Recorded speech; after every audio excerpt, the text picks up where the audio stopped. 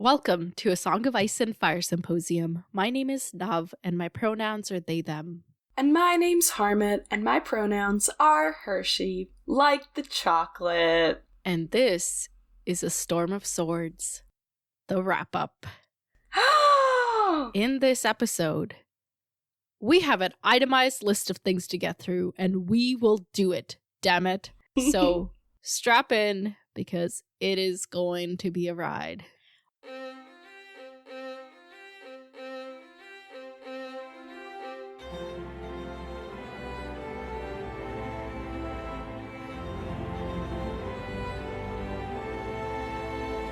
Welcome to the podcast, everyone. So, Harmit, who died in this book? No. Yes! No. You have to do this. I refuse. You can't refuse. Okay. And let me help you out a little. So I have a comprehensive list of everybody who died in this book. Oh my. Want to guess how many people are on this list? This is like major, minor, all characters. Everybody? Yeah. 70. 87. Okay. I got one of the digits right. What? Not in the right place value, but it was, I was there. Okay, but like I highlighted some of the, ones that matter. Yeah. Like maybe 1/10 of them. No, like 1/4 of them. Mm-hmm. Okay. I know those are very like I'll different. do the important ones. Sure. I think. Okay. Well, okay. Balon Greyjoy. Mm-hmm. Joffrey Baratheon. Yeah. I don't think which order are you going here? I don't have an order. Okay. Okay. Joffrey Baratheon. Tywin Lannister. Mm-hmm. Robb Stark. Catelyn Stark, technically. Yeah. Technically speaking. Arya didn't actually die, but honorable mention because I thought she was dead for a bit. Wait, are you counting these? I should have been counting these. I'm not counting these. I think I said like 4. Okay, and then okay. Okay, everyone else who died at the Red Wedding, like all the people in the tents, all the, I don't think the tent people are listed. Okay, but they count. Sure. And then like what's his name? Great John Umber. Great John is literally not dead. We literally hear about him the small in Merritt's John. chapter. Okay, or yeah, one of the dead. Johns died. Yeah, okay. Wait, Great John isn't dead? Where was he? Why didn't he die? I remember Merritt was supposed to get him drunk so that he was incapacitated. Yeah. And he literally failed at that. And then we learned that he ended up captured after killing like a bunch of dudes. Oh, okay, slay Great John. So great of you. Okay, but like a bunch of those allies who were like there and on Robb's side. And then, okay. This is, okay, the person that Melisandre killed to do favorable wins, which I now have a prediction for before I didn't, or had like a bad prediction. Who it is? Yeah. Okay, tell me. Right now? Is this the segment for it? Yes, okay. This is what I want. Okay, I think it is the Florent who used to be the Hand, but then was like thrown in jail. Okay. Straight up, yes. Okay, yeah. I realized as soon as I thought of it that was definitely it. But I think the chapter where we covered it, I just wasn't paying attention to it, so I didn't think about it at all. But then when I went back and thought about it, I was like, oh, of course it's the Florent. So I think he's dead now. And then, can you give me hints? Because I'm losing track. Just tell me when you're done, and I can just start listing. Okay, I'm gonna go by location. Okay. No, Mance Rayder was captured, not dead. Mance Rayder's partner, Dalla died. A bunch of free folk, a bunch of people at the Night's Watch. Honorable mention, I think Dolorous Ed. Dolorous Ed is not dead. Dolores. Okay, I mix up everyone's names. Okay, the dude who took over before he told Jon to take over. Donal Noy. he died. Like, the people who went down to fight in, like, the little alleyway gate area. Yes, the gate. Yeah. The gate. All of those people. Basically everybody we had a little scarecrow for. All of those people are dead. Yeah. And then a bunch of the people who went out west to fight at the other, like, wall castles. A bunch of those people died. Okay. I don't know anymore. I'm losing track of who was important who died. I'll start listing them then. Okay. And this is in order of, like, when it happened. Wait, let me think. I feel like I can think of a couple of it. Just give me a second. Okay. I think I'm gonna go by location in my head. Did anyone else die at Joffrey's wedding? No. Did anyone die at Sansa's wedding? No. Did anyone die? Oh, freaking! Oh, Lysa! Yeah, Lysa. Lysa, Merritt, his brother that he was going off to ransom to get. Or not brother, but yeah, Peter Pimple. Peter Pimple, him. Did Steveron die in this book? Or was that in book 2? I think it was 2. Okay, never mind.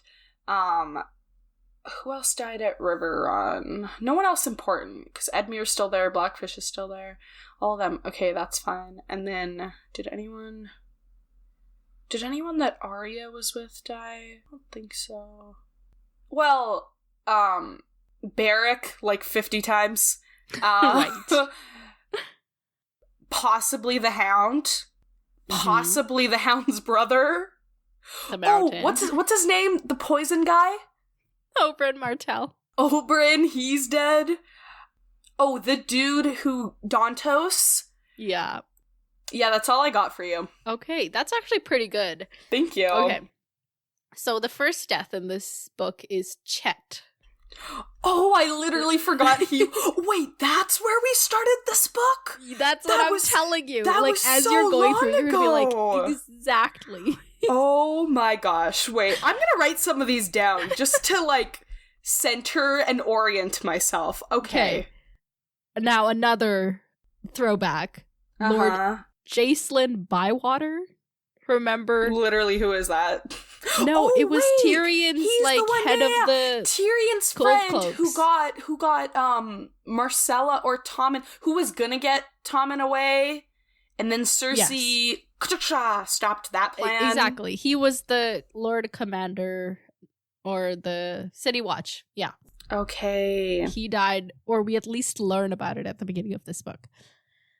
Small Paul, remember him? Who carried Sam through the snow for like a whole bit and then eventually showed up as a white with the bird that he always wanted. Lord Rickard Karstark, who Robb beheaded. Wait. Those Lannisters that he killed. Sir Cleos Frey. Oh, I forgot about him. Yeah, because he was there with Brienne and them. Yeah, Jarl, the guy who was like really good at climbing the wall. Oh my god. Simon Silvertongue, the singer that Tyrion had made into a pot of brown. Oh, that was this book, right? All of these feel like book 2 ages ago. Craster, okay. Lord Mormont. Oh my god, that's ridiculous. I literally got none of these. Okay. Hoster Tully. Oh, yeah! Because Catelyn was at Riverrun! I think so far you've gotten none of these because they were like, you didn't think they happened in this book. I think all I remember is, I think it's because of the parts, because anything that happened in part 1 of book 3, because it was a separate physical book, it doesn't feel like it was this book. Right. For you it was, for not everybody. Yeah, but for me, I had the part 1 and part 2, and I'm the one summarizing this, okay? All right, the first person that you actually got, which is Balon Greyjoy, then it lists a bunch of the people that died at the Red Wedding, so that's Robin Flint, Wendell Manderly, Lucas Blackwood, Donald Locke, Owen Norrie, Daisy Mormont, Small John Umber, Robb, Aegon Frey, and Catelyn, plus like some other phrase, who cares? Yeah. Including Jane Westerling's brother, Reynold Westerling. Okay. I think the elder guy, like, who was not the squire, but was around, you know? Yeah. Grey Wind died. Oh my god. Magnar Stur of the Thens. Oh. He fell off the wall. Right, yes. Ygritte, remember her? Oh my god. Oops. Yep. She was in this book. Joffrey, Dantos, Vargo Hoat, apparently, like, cut to pieces by Gregor Clegane.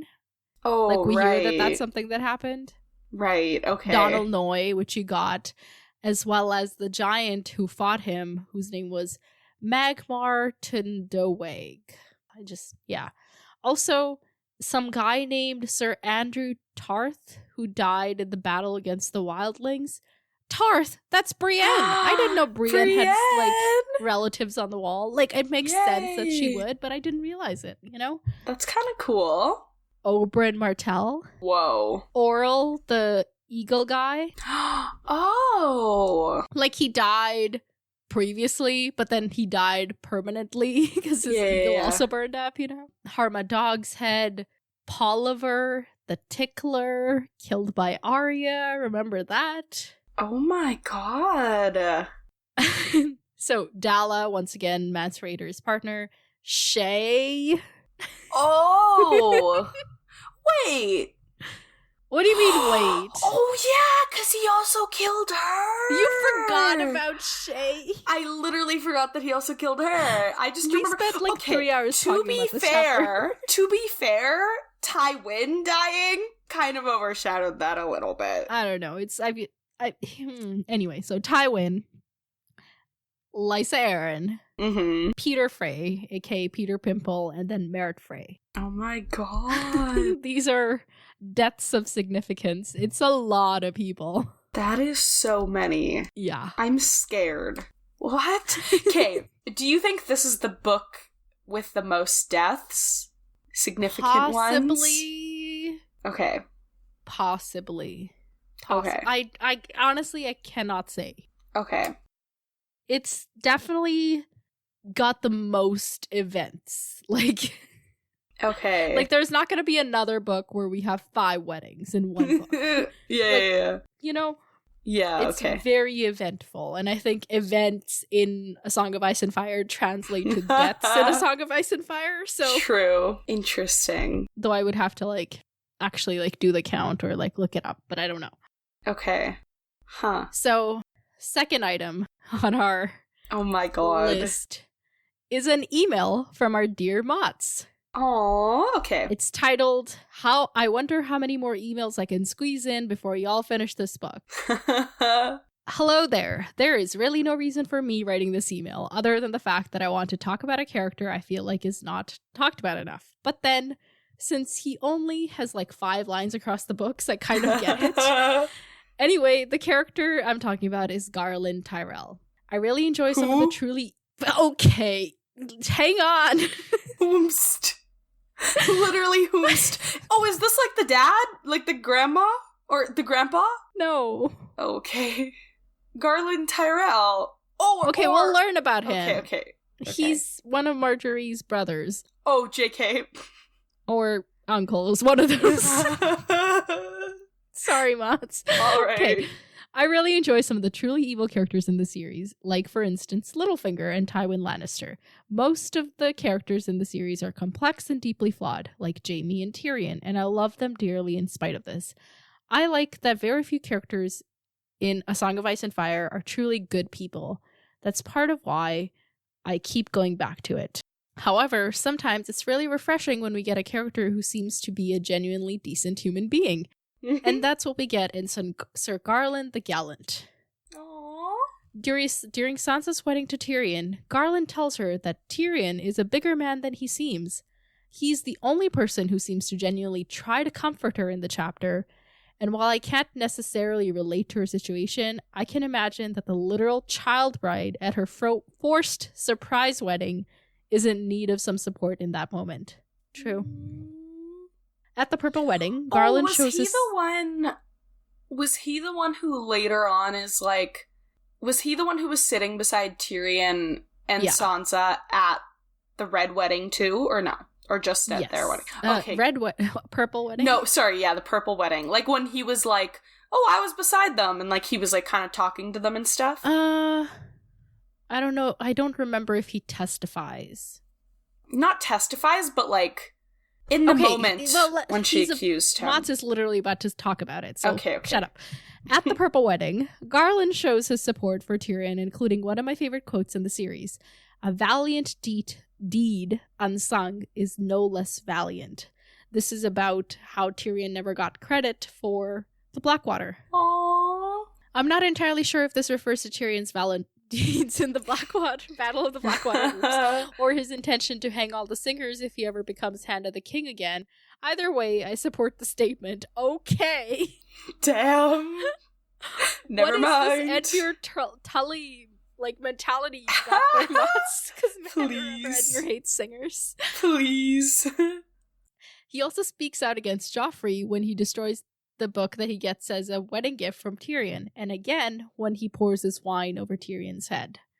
Later, despite Joffrey behaving like a complete asshat the entire chapter, Garland does try to save him when someone finally decides to liberate Westeros from his endless fuckery. And while I don't agree with this action, I do respect it. I mean, he was yeah. He was just being a nice dude. Yeah, and this guy was possibly his brother-in-law or nephew-in-law or something. Yeah, true. I think he's brother to Marjorie.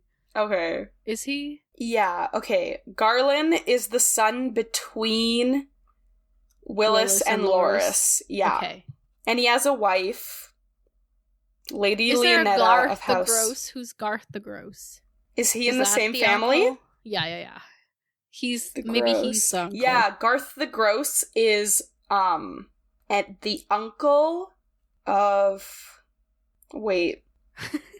Wait, hold up. Okay, so there is an Uncle Tyrell whose name starts with G. Okay, that's all we need to get. Whatever. Yeah. Can we get back to the email? Yes, I think so. The format of the appendix confuses me sometimes, but yes. Yeah, because it relates everybody to, like, whoever the head of the house is. Yeah, so you're kind of like, wait, what? Yeah. Yeah.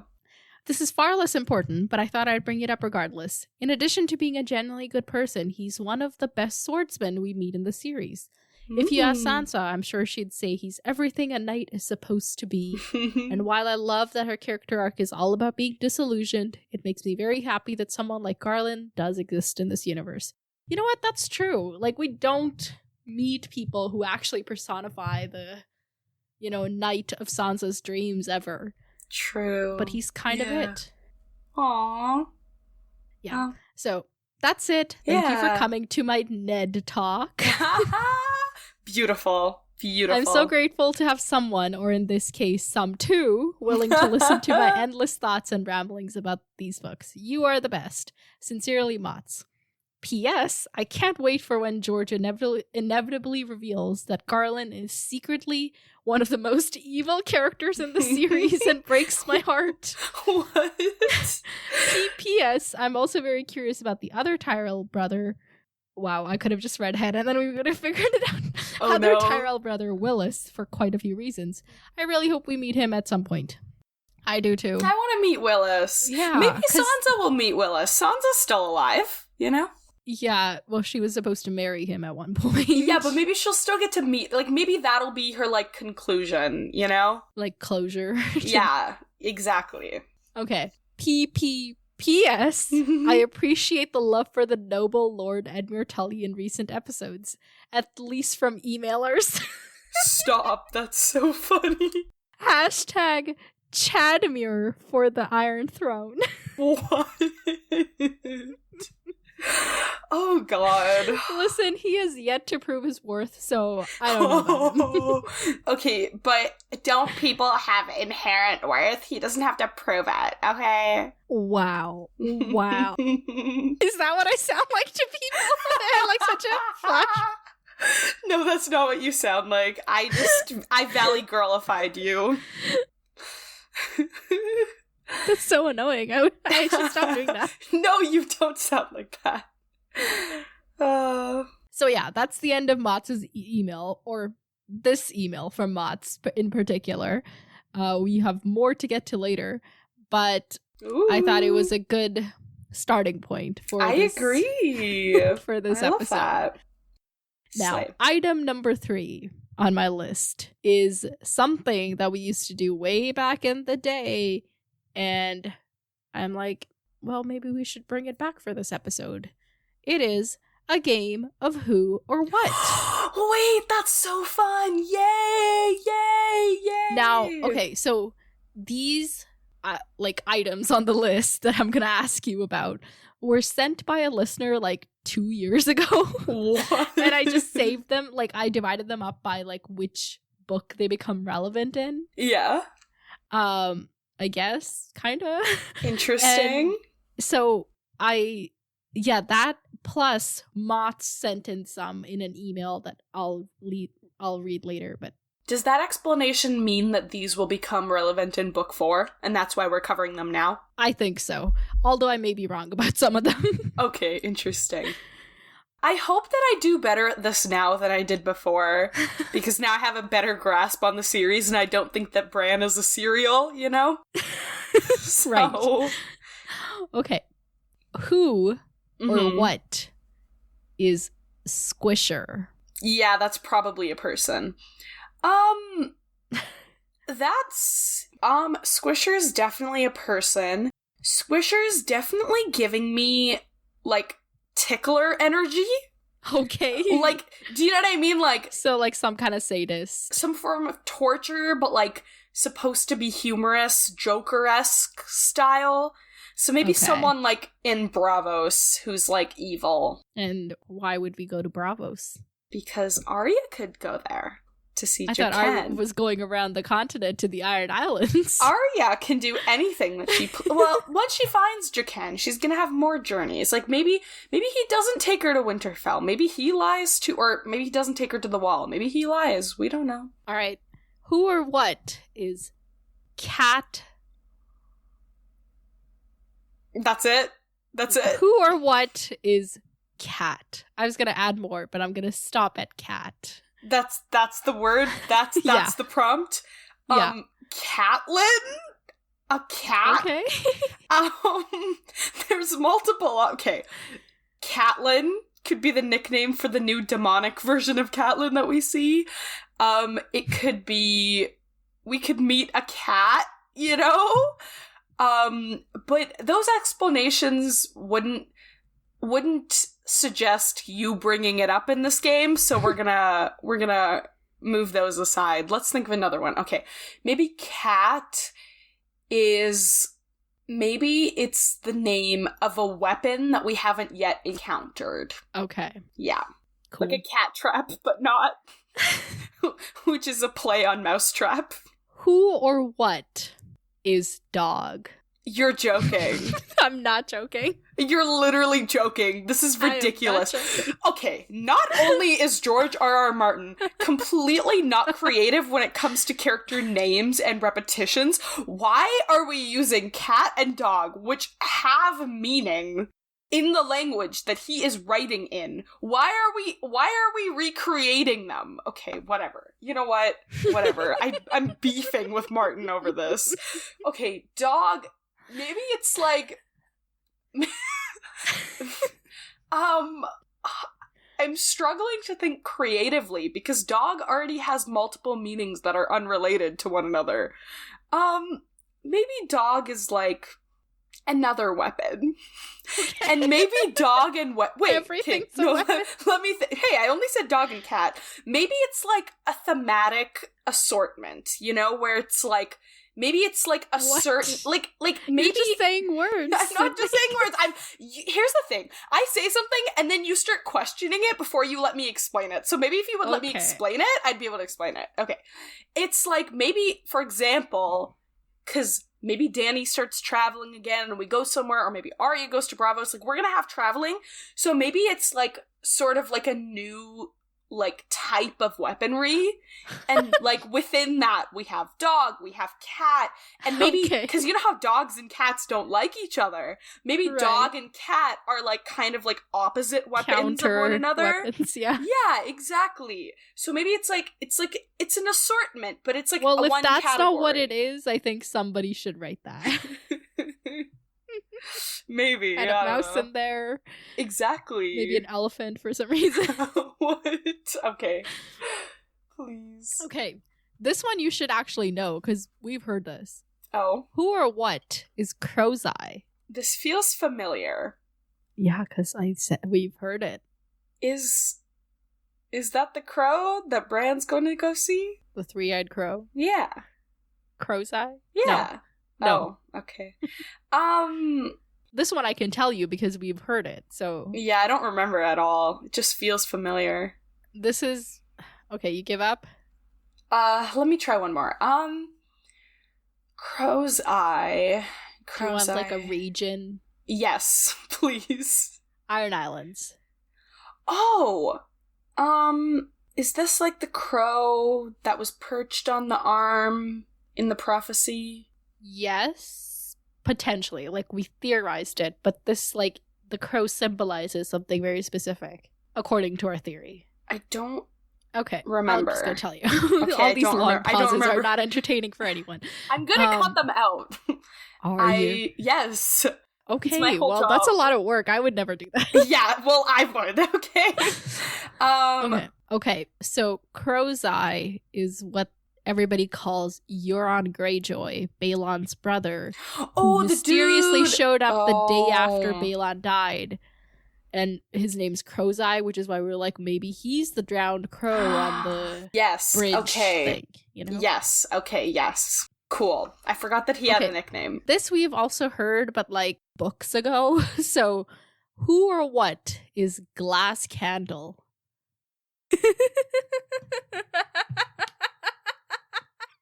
What do you mean?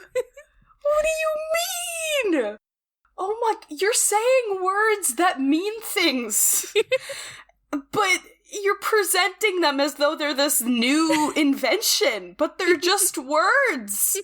Okay, Glass Candle. Glass Candle is, Your face was so... Maybe Glass Candle is like the word for... Okay, say it's a glass candle. What's special about it? Glass Candle is another weapon that... Not weapon. It's... Wait, no, that is weapon. Never mind, I need to change it. I need to start predicting that everything's a weapon. But everything feels like a weapon in a book where everybody dies, okay? Okay, maybe Glass Candle is... Maybe it's a jewel that will become relevant. Maybe Glass Candle is one of the little jewel pearls that were in Sansa's hairnet. No. Okay. Well, I don't remember. Okay? Why are you getting mad? I'm not getting mad. I just... You were very stern. I'm just disillusioning you. Lighting a candle, if you will. On your thoughts. No, okay. Alright, moving on. No, you said we've heard it, so what is it? No, I can't tell you. No. We heard it in the most vaguest sense. It was, like, not something we, like, even registered. Like, if you maybe did a search of, like, the books, you could find it, but you would be like, huh? So, next up. Who or what is Gravedigger? What? You're literally joking. This cannot be real. Is it like Gold Digger but like Grave Digger? Maybe you like to... It's somebody who wants you to die. Like, if they marry you because you're gonna die. Or maybe it's somebody who likes to be with people who've come back from the dead. Like... Maybe oh my god. So, like, somebody who's gonna be, like, crushing on Catelyn or something? Yeah, on Catelyn or, like, Beric or something. Like, maybe oh my god, I did not think about like that, but that is a fantastic... Like, that's what they're attracted to. Like, it's it's like a fetish, almost. Not fetish, but it's like a preference. Which... Alright, Miss Night King over here. married a white. Okay. Yeah, the whites too. Oh my god, the whites would be like that's like who they want to be with. Huh? Okay. All right. If they're a gravedigger, according to my prediction, the whites would be perfect for them. This person would also want to be with a white. Yes. Okay, I thought you were saying that the whites would want to be with Catelyn. And I got really confused. That would be an interesting... Could they, like, then reproduce more whites? Like, could there be baby whites born? I don't know. If that was possible, Jon would have the whites are already terrifying and we don't want them, but if Catelyn was on their side, Jon's dead. Yeah. Jon's gone. Okay. Next, who or what is Nimble Dick? What? Dick or Dig? D-I-C-K. Nimble? Nimble Dick. I don't know it. What? Maybe okay. I'm gonna try and... This could possibly apply to your previous theory. I was thinking that too, but then I didn't want to predict it because I was like, all I'm giving you are weapons and sex, and I don't want to keep going on these two themes. But weapons and sex is what A Song of Ice and Fire should be called anyway. True. Honestly, true. Please. Oh my god. Yeah. Okay, you know what? I'm just gonna give it to you since we both thought of it. Okay. I think it's just like, you're sleeping around a lot, so your dick is very nimble. You got a nimble dick. It's well suited to your lifestyle. It doesn't get too attached. It's not like comfortable here, You just kind of keep going. Okay, who's gonna be a nimble dick? I feel like Renly had fuckboy energy, but like Renly's dead. Who has fuckboy energy in this world? Well, Jaime, but he's not. He literally isn't. He doesn't fuck anybody but his sister. Who? I don't know. Maybe it'll be a new character. Oh, Theon. Okay, so you've kind of like seesawed on whether Theon's alive or not. So now you're saying he's alive and he's Nimble Dick. No. Maybe he's also undead. No. The Gravedigger digs Theon because he's dead, and Theon's got the nimble dick. Somebody write this down, please. It all comes together. I want somebody to quote this back to us in 5 years once we finish these books. Oh god, that's gonna be terrifying. Oh my god. It's okay. Who or what is High Sparrow? If they fly, aren't they already high? Like, aren't we already at a high altitude? Or are we talking... Is this sparrow, like, doing crack? Like, what's going on? It's a crackhead sparrow. My crackhead theory on a crackhead sparrow. Crackhead sparrow. A crackhead theory on a crackhead sparrow on a crackhead podcast. Okay. What was the High Sparrow? High Sparrow. Okay, High Sparrow. Maybe it's like High Septon, but High Sparrow. So okay. So it's like the sparrow. Okay, so the sparrow community. Sparrows, birds. Sparrows. Okay, so we have sparrows in this Maybe universe, it's the right? leader of Varys' little birds. True. Maybe, okay, so not the high sparrows. There are sparrows in this world, right? Like, have we heard of them, though? Sparrows are birds that exist. I think we can assume that. Okay, cool. So sparrows, maybe there's, certain regions where sparrows... Okay. Mm-hmm. Sorry. Okay. Sorry. Weird interruption. Tangent. Okay. There is this whole theory that there may not be potatoes in A Song of Ice and Fire. What do you I should have looked into this theory, but apparently potatoes are never mentioned. Oh, okay, but maybe that's just not a food that they have. Like, maybe it's not part of their diet. Like, maybe it's... Yeah, but, like, it's a thing that people have theorized about. So when you were like, maybe there's no sparrows, I was like, maybe there's no potatoes. Please.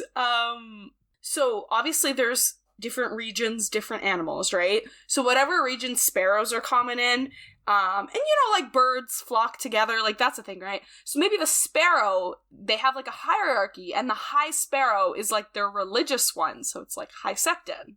So maybe we'll meet a these sparrow. Are birds that have a religion? Yes, these are birds that have a religion, because I'm tying it to High Septon. Okay, cool. And so the high sparrow is like the religious one, or maybe the high sparrow is just like the one in charge. Either way, there's some sort of hierarchy in the sparrow community. Okay, cool. It's not a crackhead sparrow. It's not a crooked sparrow. That would be fun, though. Who or what is waif? Waif? Yes. Like wafer?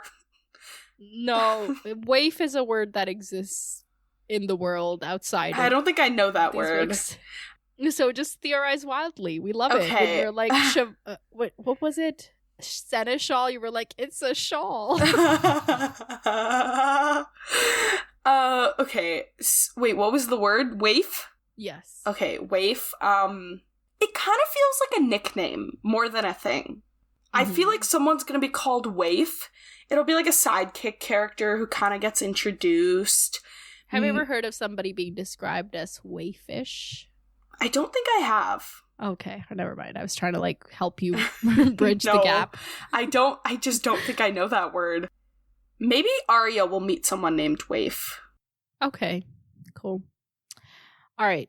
Who or what is Cyvasse? Cyvasse? Cyvasse. That feels like some sort of fucking condiment. Like I'll have a burger with some Cyvasse on the side. That's what it sounds like. Okay, Cyvasse. This feels like some sort of, you know how we said dragonglass could be different colors? Mm-hmm. This feels like some type of dragonglass or something. Like, some sort of, like, high-end, like, rich people bullshit, you know? It's like the blood diamonds of Westeros? I think so. It's definitely giving that energy. Okay. Interesting. All right. Who or what is Darkstar? Darkstar? Mm-hmm. Okay, this is the most fantasy-sounding thing you've said so far. The rest are just random terms. Okay, Darkstar. You know how we had the Red Star that everyone obsessed about for the entire book? Well, Comet. Oh, yeah, the Comet. But then people were calling it everything. I'm sure it was called a star at some point. What was it? Black Star? Dark Star. Dark Star. Maybe it's like a thing that Melisandre is like, we can't do that, it's the Dark Star right now. Like, maybe, like, the landscape suddenly like gets Mercury's really dark. In retrograde. Yeah. Okay. All right, that's a good prediction. Well, that's it for that game. So fun. Now, item number 4 on my list is a theory. And I kind of want to read it to you word for word. Okay. Be sure to be vocal about your reactions. Okay, I'm scared. So this theory, everybody wanted me to talk about it, but nobody was brave enough to send it in, so I had to go and look it up on my own. Uh-huh. It's brought to you by XY Seth on the Reddit of Ice and Fire. Interesting. Titled D plus D equals T, a never before seen theory. Do you have any theories about D plus D equals T? Okay, let me think. D plus D? All I can think of that starts with D is Daenerys. What else's name starts with D? Davos? Daenerys and Davos equal. What was the letter T? T. Okay, who's T? Let's not focus on the D. Shut up. Okay. T. That's what she said. Titty. Whose name starts with a T? That's like relevant. Theon. You're like so harping on Theon today. I don't know why. It's all the dicks that we've been talking about. T. Tywin. Tyrion. D. Wasn't Tyrion's mom's name starting with a D? No. What was her name? Joanna. Oh, JK. I don't know who this is about. Okay, well, let's move on. Okay. There is something old and true in fantasy that speaks to something deep within us, to the child. George R. R. Martin on the unconscious mind and the repression of emotions that conflict with the super ego. What? D plus D equals T, and R equals T. Huh? A never-before-seen parentage theory. Before we begin, What? Take a few moments to ponder what D plus D equals T could be. If nothing makes sense, don't worry. It'll make 137% sense in a moment. This is such a bold... What? This feels like it's ghost written by George R. R. Martin. Like, this person is really pulling out all the stops. It all starts somewhere. Here's Martin's big tell. King's Landing has 7 gates. You might think that 7 relates to 7 gods, or the 7 kingdoms. But what if the 7 was invented just to play with us, to mask the elaborate interrelation between A Song of Ice and Fire and one of the most famous works from the ancient Greek world, Thebes. Here's a fun fact. The ancients referred to Greek Thebes as 7-gated Thebes. In other words, King's Landing equals Thebes. From this humble starting point, we'll eventually arrive at D plus D equals T. So coat yourself in tinfoil and let's dive down the deepest, darkest rabbit hole. What's so special about Thebes? Thebes is most famous for being home to Oedipus. The legendary Oedipus killed his father and married his mother. Incest, if you haven't noticed, is a major theme. King's Landing is to incest what Las Vegas is to gambling. Stop. That's beautiful. But do we have our Oedipus? Oedipus Rex. There's one clear candidate. His father disowned him from birth, like Oedipus. He's nearly universally hated, like Oedipus, and he kills his father, like Oedipus. Yes, that's right. Tyrion, our favorite dwarf, is destined to shag his mother. But she's dead. She's dead. Did we miss that? But before we address how that doesn't make any sense, let's quickly flesh out a few similarities between Tyrion and Oedipus. Tyrion has an abnormal gait, waddling to and fro. Oedipus, literally meaning swollen foot, had his feet bound, which would likely create an abnormal gait. Tyrion saves King's Landing, but that doesn't save him from being hated. Oedipus saves Thebes, but that doesn't save him from being hated. Disowned by Father Tywin, who contemplates infanticide. Disowned by Father Laius, who attempts infanticide. Kills Father Tyrion. Kills Father Laius. In broad strokes, Tyrion matches Oedipus, but what about on the most important details? Joanna Lannister. But isn't Joanna dead? Yes, that does appear to be a kink in the theory, but let's not get bogged down by technicalities yet. I plan to resolve the problem of her death unconventionally. Joanna is not Tyrion's real mother. Okay. A womb and birth canal does not make a biological mother. If I take my eggs, get my husband to sperm one up, and implant it in your womb, are you the real mother? No. What you've got with Tyrion is an early example. As if this is like reality. What? Early example of surrogate pregnancy. I'm trying so hard to keep a straight face. What? Okay, but is Westeros not supposed to be like Middle Ages? Like, what? Okay. Well, it's an example of an early surrogate pregnancy. What's hard to understand there? Okay. The real question is, who then is Tyrion's real mother? Dany, father, Drogo. D plus D equals T. You heard it here first, folks. Before we see the Iron Clan support for such a theory, let's note the remarkable similarities between Dany's child and Tyrion. Dany gives birth to a child that Mirri Maz Duur claims is hideously deformed, half-human, and fiendish. Monstrous, Mirri Maz Duur finished for him. Twisted, I drew him forth myself. He was scaled like a lizard, blind with a stub of a tail and small leather wings like the wings of a bat. Tyrion can easily be associated with each and every one of Rhaego's characteristics.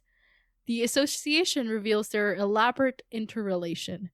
Tyrion, like Rhaego, has been called monstrous and twisted. The twisted little monkey demon, a twisted little monster. Your head was monstrous huge, we heard, half again the size of your body, and you had been born with thick black hair and a beard besides, an evil eye and lion's claws. Your teeth were so long that you could not close your mouth, and between your legs was a girl's privates as well as a boy's. Tailed, you were said to have one. A stiff, curly tail like a swine's. Scaly and winged. As a child of Dany and Drogo, he's obviously associated with scaly winged dragons. But even if we momentarily lose all sanity, and and entertain someone else as the father, like Aerys, then that still associates Tyrion with scales and wings. Two additional associations. As Master of Coin, Tyrion had the king's scales under his jurisdiction. What? And number 2, Tyrion's Lannister lion is connected to a scaly lizard through Martin inventing a special fantasy creature called a lizard lion. What? So far, 0 tinfoil. All facts. What? Surrogate pregnancy. The big question is, how can we conclude that surrogacy was involved, considering the tiny problem that Joanna and Dany were never alive at the same time? Thankfully, Mirri Maz Duur has got it covered. Mirri talks about a reversal and cycling of time. When the sun rises in the west and sets in the east, then he will return, and not before.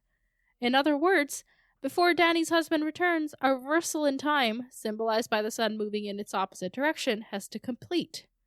Quaithe, too, has more to say about time travel. To go north, you must go south. To reach the west, you must go east. To go forward, you must go back. You must go back. In time. Something from the past needs to come to the future, and something from the future must make its way back to the past. That something is Dany's unborn fetus, Rhaego, who Mirri transplants back in time into Joanna's already occupied womb by using Drogo's soul. Rhaego thus kills/absorbs his biological father back in the past.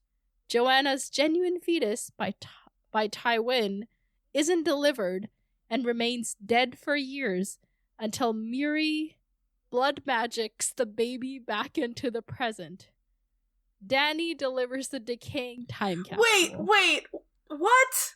Wait, can you say the last few sentences again? No, I cannot. No, you have to. I'm so confused. I promise they will be clarified, because it is a very tinfoil-free theory. So, when I touched him, the flesh sloughed off the bone, and inside he was full of grave warrants and the stink of corruption. He had been dead for years. Mirri confirms that Joanna's fetus, delivered by Dany, had been dead for years. So, recap. Actually, let's read their recap before I recap. Okay. Using Drogo's soul, Mirri transports Rhaego, the fetus, back in time, where he's delivered by an already pregnant Joanna. Got it? Yes. Okay. This fetus then becomes Tyrion. Okay, yeah. Cool. Joanna's fetus, fathered by, Tywin, doesn't make it. Collateral blood magic causes this fetus to resemble Rhaego, and it begins to decay. And after being dead for years, Mirri sends it back to the future and delivers it from Dany's womb. Okay. So, Joanna's biological kid dies, decays, is born through Daenerys. But decays inside Joanna? Yes. But Tyrion had already been delivered via her. So at some point she had both inside of her? Or was it like a transfer? Like, it was like...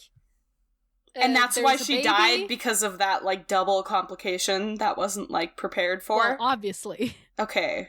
Back in the past, Rhaego gets named Tyrion, therefore R equals T.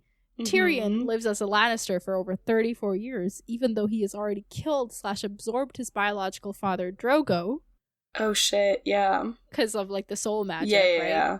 Tyrion kills his adoptive father, Tywin, for shits. Tyrion returns to Dany to complete Miri's prophecy. Then he will return, like, and by he, she means Drogo. He will return, and not before. Tyrion marries Dany, his mother. Oedipus gets vexed. The world shudders as Tyrion begins to mount it. A very small man can cast a very large shadow. And that is the end of that. Oh my god. And that is the Tyrion is a time-traveling fetus theory. What? Well, it's obviously, or to some people, obviously satire. But it's, like, written exactly like any tinfoil theory. Like, it's got, like, all the, you know, perfect format of a real theory. Yeah. It's just fantastic. That's so detailed and so descriptive. And based on absolutely nothing. And I want to believe it so badly. I want to. But I also don't, because I don't really want Dany and Tyrion together. Like, that's not really where I'm at. How's that for a theory? But other than, I don't know. I mean, it's kind of epic. Like, it would be so cool, but it's also, like, really disturbing. So maybe not, but, like, go off. I would say obviously not. Yeah. But, yeah. I don't know if I would say that, because I feel like anything can happen in this series. Like, George R.R. Martin could just see this and then validate it in, like, the 7th book. Yeah, okay. Oh my god. What? Anyway, I thought we would start off our theories with that. That's kind of beautiful. Thank you for sharing. Yeah, a note on theories. I'm not gonna reiterate all the theories that we've already discussed in the book, just because first, there's so very many. Yeah, I feel like that's fine. We don't need to recap everything. Exactly, and I think we did a good job of talking about them when they came up, so... Yeah. Yeah, so now we can have more fun with them. Yeah. Alright, item number 5 on my itemized list is another email from our very own Ola. Yay! It is, I thought it was slightly on theme with the last theory, so I put it here. Oh my god. It is titled Time Travel Between North and South.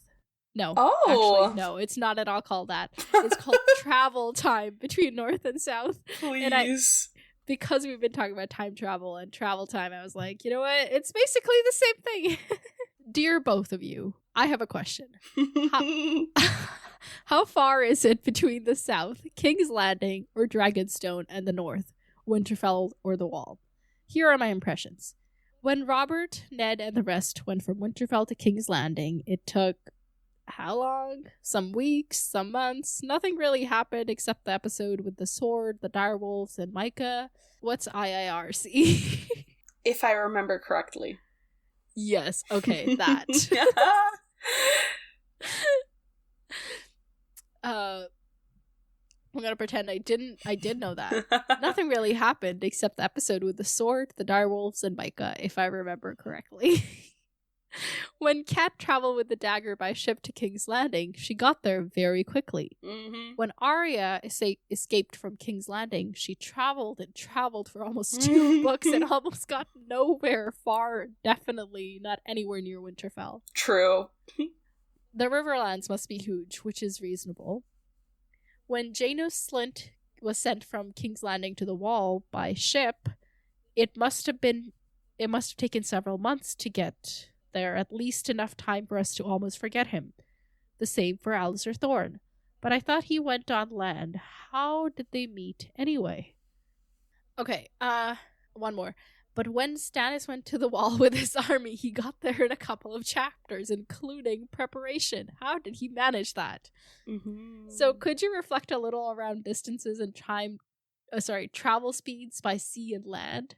I love your podcast, and I love reading these books together with you. George R. R. Martin is really a master storyteller. These days, we Norwegians are busy celebrating that the author John Fosse got the Nobel Prize in Literature. I love his novels, which are very different from Martin's in many ways. Have you read anything from him? Interestingly, his book Trilogy is set in an unspecified time that could well be the medieval age. I highly recommend it, and also the beautiful and strange book Morning and Evening. Best regards from your loyal listener, Ola. Okay. Thank you, Ola. Slay. Okay. Yes, great email. First off, I don't know who John Fosse is. I may even be mispronouncing that name. I'm so sorry. So I have not read anything by him, but that sounds interesting. So I'm going to put it on my TBR. Thank you. Okay. I was also this is something that I've also been thinking about recently too. And I feel like you kind of read my mind, Ola. So thank you for sending this in. Because I was literally thinking about it because during the epilogue we talked about, during the episode where Lysa died, a couple weeks ago, we talked about, when I was let's summarize Lysa as a memorial to her. And then I just remember being so confused about how Catelyn was just getting everywhere in 2 seconds, but everyone else was, so slow. So, yeah. Please clarify for me, too. Wow, I love how the onus is on me to justify George R. R. Martin's writing. Hey, Ola and I are both equally uninformed and informed, okay? You are the expert. Also, I feel like part of it is probably also just, suspending disbelief, kind of just believing the plot. Catelyn needed to get there for this to happen. But I feel like George R. R. Martin is very careful in that stuff, though, so I feel like there's got to be a bit more than just, this needed to happen for the plot. Actually, George R. R. Martin has explicitly said that he has no good sense of, distance or, that's why he always makes scale. His buildings. Yeah. He did not know how tall he was actually making the wall. He thought he was, a couple stories high. Not a couple, but not 700 feet, you know? Yeah. He was just saying things. I think, so they are traveling, when they're traveling by sea during this, it's still, late summer, you know? Mm-hmm. And that's a good time for traveling by sea. Yeah. You don't really run into traffic. If you got good winds, you can, get there quicker. Yeah. It's also a bit of plot convenience, for sure. Mm-hmm. Catelyn needed to be there, so she was there. Also, yeah, the Stannis, gathers his army and is immediately at the Wall. For sure. I think part of also what is a thing is that it's not consistent how much time passes between each chapter. Right. It could be the next day or it could be years. And I feel like it's not always that the storylines are lined up. Yeah. It's not like Jon was fighting on the Wall and they were almost losing and then Stannis is actually now I'm gonna go to the Wall. I feel like while we saw it happen like that, it probably Stannis probably decided to go before they were in such a dire situation. Maybe that whole letter sequence happened before, but we only read about it after because of the sequence of chapters. Exactly. Okay. And I think in terms of how long it takes, I think in the first book I remember when Jon goes up to the Wall, he says it takes 18 days or some shit. And I was that's a little too many. Because every other time, I mean, but Bran and Meera and Jojen and Hodor also take very long. Yeah, but then Tyrion takes no time at all to get everywhere. Yeah. So it's definitely there's definitely holes in that. Okay. It's also Jon and whoever were traveling by horses, but Meera, Jojen, all of those guys are traveling on foot, like right, with that makes a big difference. Person. Like it's like, yeah, it's gonna slow you down. You don't have the resources to, like, they have to stop to hunt and eat and sleep, like, you know, everything. Yeah. And I also think so your mode of transport really makes a difference. Like if you're walking, like Arya is pretty much walking for most of the time. Oh god. Like she occasionally gets a horse or a pony or a donkey or something, but most of the time she's walking, right? Miss Girl's Fitbit is going off. And also depends on how much baggage you're carrying. Like when Robert and everybody travel, like Ned was moving down to King's Landing. He probably had like a lot of stuff, you know? Yeah. And like they had that huge wheelhouse for Cersei. Like that shit's not going fast anywhere. Yeah. Like it's just, and they're like, you know, nobility. So they go at a leisurely pace, like pace. So they like, you know, roll out of bed around 9, get on the road maybe 11, and they call it a day at like 3 or 4 p.m. Like they're not going to be traveling the entire time. Yeah. Whereas like when Catelyn's on the way, she's like, row this boat, I want to get to King's Landing. Like, you know, basically, yeah. So like they're traveling like 24/7, whereas like they're traveling at like the other thing that is a factor is like when those guys are traveling, like in the first book, Realm is at peace. Like the roads are clear, you know? Yeah. It's summer. Like you don't need no icy roads or anything messing with you. Yeah. And there's no war, like, you know, stopping you from using the roads or killing you along the way. So when Arya is going about her quest, there's a lot of things happening around her that detour her. Yeah. Like if she had no interruptions and she could just like even straight up just walk to River Run, she probably could have gotten there. But it was all like the constant like, okay, now I run into this person, they capture me, and this happens, and then we're traveling the other way for days, like, you know, the whole thing. That's true. Yeah, and then once, like you said, some suspension of disbelief is needed. Yeah. But it's, oh yeah, I'm not gonna say. But what? Let's just say, spoiler incoming. It's definitely much better thought out in the book than in the show. Interesting. Good to know. Which I get to see another episode of very, very soon. Yeah, in like a month. That's very, very soon. So, yeah, Ola, all of those things. I'm sure that was a really good explanation. You thought of, like, you went from war to summer to, like, you said, that was so good. I was like, I felt like I was listening to a lecture. I was like, oh, of course that matters. Oh, thank you. I was just pulling stuff out of my ass, but okay. Well, duh. But, you know, like, that's how I make sense of it in my brain. Like, that's how I justify it. Yeah. Sometimes it's definitely jarring, but hope it answers your question. And if anybody has any additions, and then we also have those weird, like a few weeks ago, how we were talking. I love how you just talked over my one time plugging the Discord. I can't believe this. Okay. You're always on my case, and now I do it, and then you don't even let me do it properly. Okay, moving on. I also think that it's also like the weird, like, book 3's also had a bit, I'm sure it's happened before, but it's in book 3, I think we've definitely noted it a few times. Like, for example, at the beginning when George R. R. Martin had that note about, like, hey, this book is starting before book 2 ends, and then he specifically says the timelines aren't always like one after the other. So even he says that. So that, and then like we've had a few more examples of that where it felt like, oh, I think this happened before the last chapter we read, and that sort of thing. So I feel like that also matters a lot. So yeah. Let me tell you, that's not going to get easier going forward. Keeping track of what happens when. Good to know. But thank you for your email, Ola. That was really well thought out, and I'm definitely going to check out those books to see if they're available at like our library, because go libraries. No, seriously, go to your library.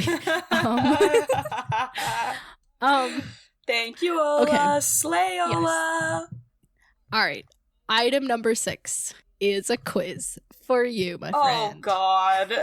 Also, like, remember how I said I spent, like, a couple hours, like, preparing for today? Yeah. And at least, like, one of those hours was me just taking random quizzes on the internet. Stop. How were you doing on them? Pretty good. There's this one that's, like, the hardest Song of Ice and Fire quiz or something. And you had to, like, name a bunch of things. And one of the things was, like, the free cities. And I got, like, 6 out of 9, which I feel like is pretty good. That's good. Yeah. Yeah.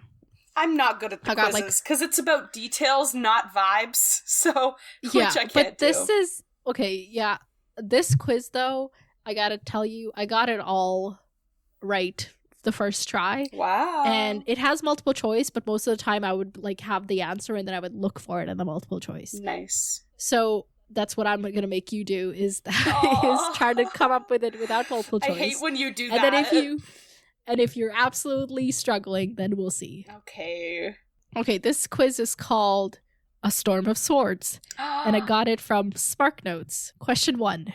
What is King's Landing? I don't know what you want me to say. Like, what's the form? Like, it's... the place where the Targaryens first landed their longships. The capital of the Seven Kingdoms. The home of the Starks. An inn where Arya and the brothers stay the night. LOL. Can you repeat options 1 and 2? Place where Targaryens first landed their longships. Mm-hmm. The capital of the Seven Kingdoms. The capital of the Seven Kingdoms. Yay! I think it also might be where they first landed. But it's in the middle. How could they have landed in the middle? No. They lived in Dragonstone. Yeah. That doesn't count. Oh. But then it's called King's Landing because that's literally where Aegon first landed his ships. Oh, I didn't know that. So I actually answered that for my answer because I didn't even get to the second option. Like I said, I had the answers in my head and I would answer them before I would look for that. Yeah. And since it was the first option, I chose it. But then it told me I was wrong and I was like, actually, you're wrong. So, okay. You know? Interesting. Cool. I think because of the Dragonstone, I was like, I thought they landed there. Like, Dragonstone was actually their outpost for, like, years before the Doom of Valyria even. It was like their summer house. Like, they would summer in Dragonstone or something. Yeah. So when they were fleeing Valyria, they were like, okay, we're going to flee to here, I think. I may be wrong. But I definitely know that it's called King's Landing because the king landed there, you know? Okay, interesting. All right, number 2. According to Edric Dane, a.k.a. Ned, who is likely Jon Snow's mother. Edric Dane? He's Beric Dondarrion's squire. And they call him Ned. Oh, the other Ned! Yeah. Oh. Who's likely... Ashara Dane. Wrong. Wasn't that the name? Wasn't that... Oh, Ashara Dane's, frickin', like, nurse or something. Like, wet nurse or something. Willa. Yeah, it was actually Edric Dane's wet nurse, because he calls Jon Snow his milk brother. Oh, right. Wait, then who was... Oh, Ashara Dane was the rumor. So that was the first theory we heard. And then, obviously, R+... Yeah, he does say it's Willa, who's Jon Snow's mother. And Arya's like, oh, maybe when I see Jon, I'll tell him who his mom is. Aw, damn. Number 3. Who are Joffrey's true parents? Joffrey's true parents are Cersei and Jaime Lannister. Wrong. Just kidding. Number 4. What is the year that A Storm of Swords begins? Like the numeric year. How would I know? Do I know that? Well... Joffrey's wedding takes place on the new year of the new century. Oh. So, which century is it? -1, and you've got it. I don't know which century it is. How many years has it been since Aegon's conquest? Because that's how they measure time. 100? Boo. 1,500? Dragons went extinct like 130 or 50 years ago. So like... Okay, maybe like 2000. Oh no, they didn't go extinct. They started going extinct that time ago. Okay, like 2000. No. You have to at least -1 if you're gonna give me just like a random guess. Okay, 1900s. 2,000 minus 1 is 1900s? I'm confused. That's 1999. Oh, minus 1 year. Oh, because it's the start of a new... Okay, yes, whatever, yes. Yes. Math. I got confused. Okay, well, wrong. The new year is 300, and the year it started is 299. 299. Number 5. What is Sir Davos' nickname? Onion Knight. Wrong. It's my man Dave. Okay. But it is Onion Knight, right? Yes, okay. It is. I started doubting. I was like, I swore it was Onion something. In which order did Daenerys defeat the cities of Essos? Oh, God. I'm gonna need the city names. Okay, option 1. Meereen, Astapor, Yunkai. It's basically those three, Meereen, so you just tell me which order. Astapor, Yunkai. I think it was Astapor, Yunkai, Meereen. Correct. Yay! That was a guess. No, I didn't remember that was a guess. I told you that I was going off of vibes. I only know things off of vibes. Because the vibes, here's the thing, the vibes are tied to memories. I just can't access them. So I don't know how much of it is memory and how much of it is vibes. But slay, okay. All right. What does Tyrion give Joffrey as a wedding gift? Tyrion. The goblet was Tyrell's. The sword was Tywin. Chalice. Yeah, chalice. The sword was Tywin. Oh, a book! It was, the history of, like, King's Landing and the Targaryen, like, basically just, like, royal people so that he could, like, get some sense knocked into him. I actually don't remember the exact book, but it was just a rare book. That's all I remember. And then he ruined it, and he was like, dude, that was literally the only copy, like, what is wrong with you? Yeah. How is poison smuggled into Joffrey's wedding? Via the hairnet that Dantos gives Sansa, and then Sansa wears, and then Elena Tyrell is like, oh, let me fix your thing, little sweetheart. And I think... Supposedly. Yeah, supposedly. That's where it kind of gets murky. And then I think the origin is Peter / Olenna, well, but Peter, I think. I don't know. That's also unclear, but somewhere in there. Too much detail. Moving on. What is Shay's nickname or pet name for Tyrion? My Giant of Lannister. Yeah. Sad. This one's really important. Mm-hmm. What is the one thing Hodor can say? And you need the options for this. Hungry. Blub blub. What? Hodor. Or nothing. Hodor. Exactly. What does Hodor say? Hodor. That's what I'm asking. What does Hodor say? Please. I love those bits. That's one of my favorite things in comedy, where they do like the who's who, who's like the... I love the misunderstanding bit. Okay. This usually frustrates me. It's I'm so like, funny. Oh my god, get over it. It's so funny. When she is revived from the dead, what is Catelyn unable to do? Unable to do? Mm-hmm. Talk? Yeah. Okay. The options were weep, speak, walk, or love. I mean, all of the above. But talk, I think, is what they're going for. Yeah. Speech, can a ghost cry? Like, I don't know. I don't know. She's constantly crying those blood tears. Yeah, true. And she is walking, like she's standing at least or something. Yeah. I don't know if she can love. I don't think that's possible. All right. The next thing on our list is another email. Yay! Elliot. And it is titled Questions for the End of Book Recap. Slay! Hi, I listened to your episode and you said you wanted some questions for the episode, so here are some. Harmouth, what were your thoughts and expectations for this book, and how did they change and evolve as you were reading? Well, I certainly did not expect this much death. I certainly did not expect this many main characters to die. I know that I've said before that Rob's gonna die, but I didn't mean it. Like, really, you know? And I didn't think it was gonna be in this way. I didn't expect this many weddings. I basically didn't expect anything that happened. I don't know what... Do you know what I expected? I don't know if I know what I expected. I think I just kind of expected, like... I think I expected more joy. And maybe more like, I don't know. I think what I expected was what we got, like, the last 20 books. Or, sorry, the last 20 chapters of the book. But the book also had, like, 80 chapters. So most of it I just didn't expect. And then I think as we were going, it got more and more cynical as we went. And then eventually I was like, there's no joy ever in these books, and I should never expect a good thing. And then, like, Joffrey died, and I was like, whoa. And then, like, more people that we didn't like died, and then Tywin died, and then Lysa died.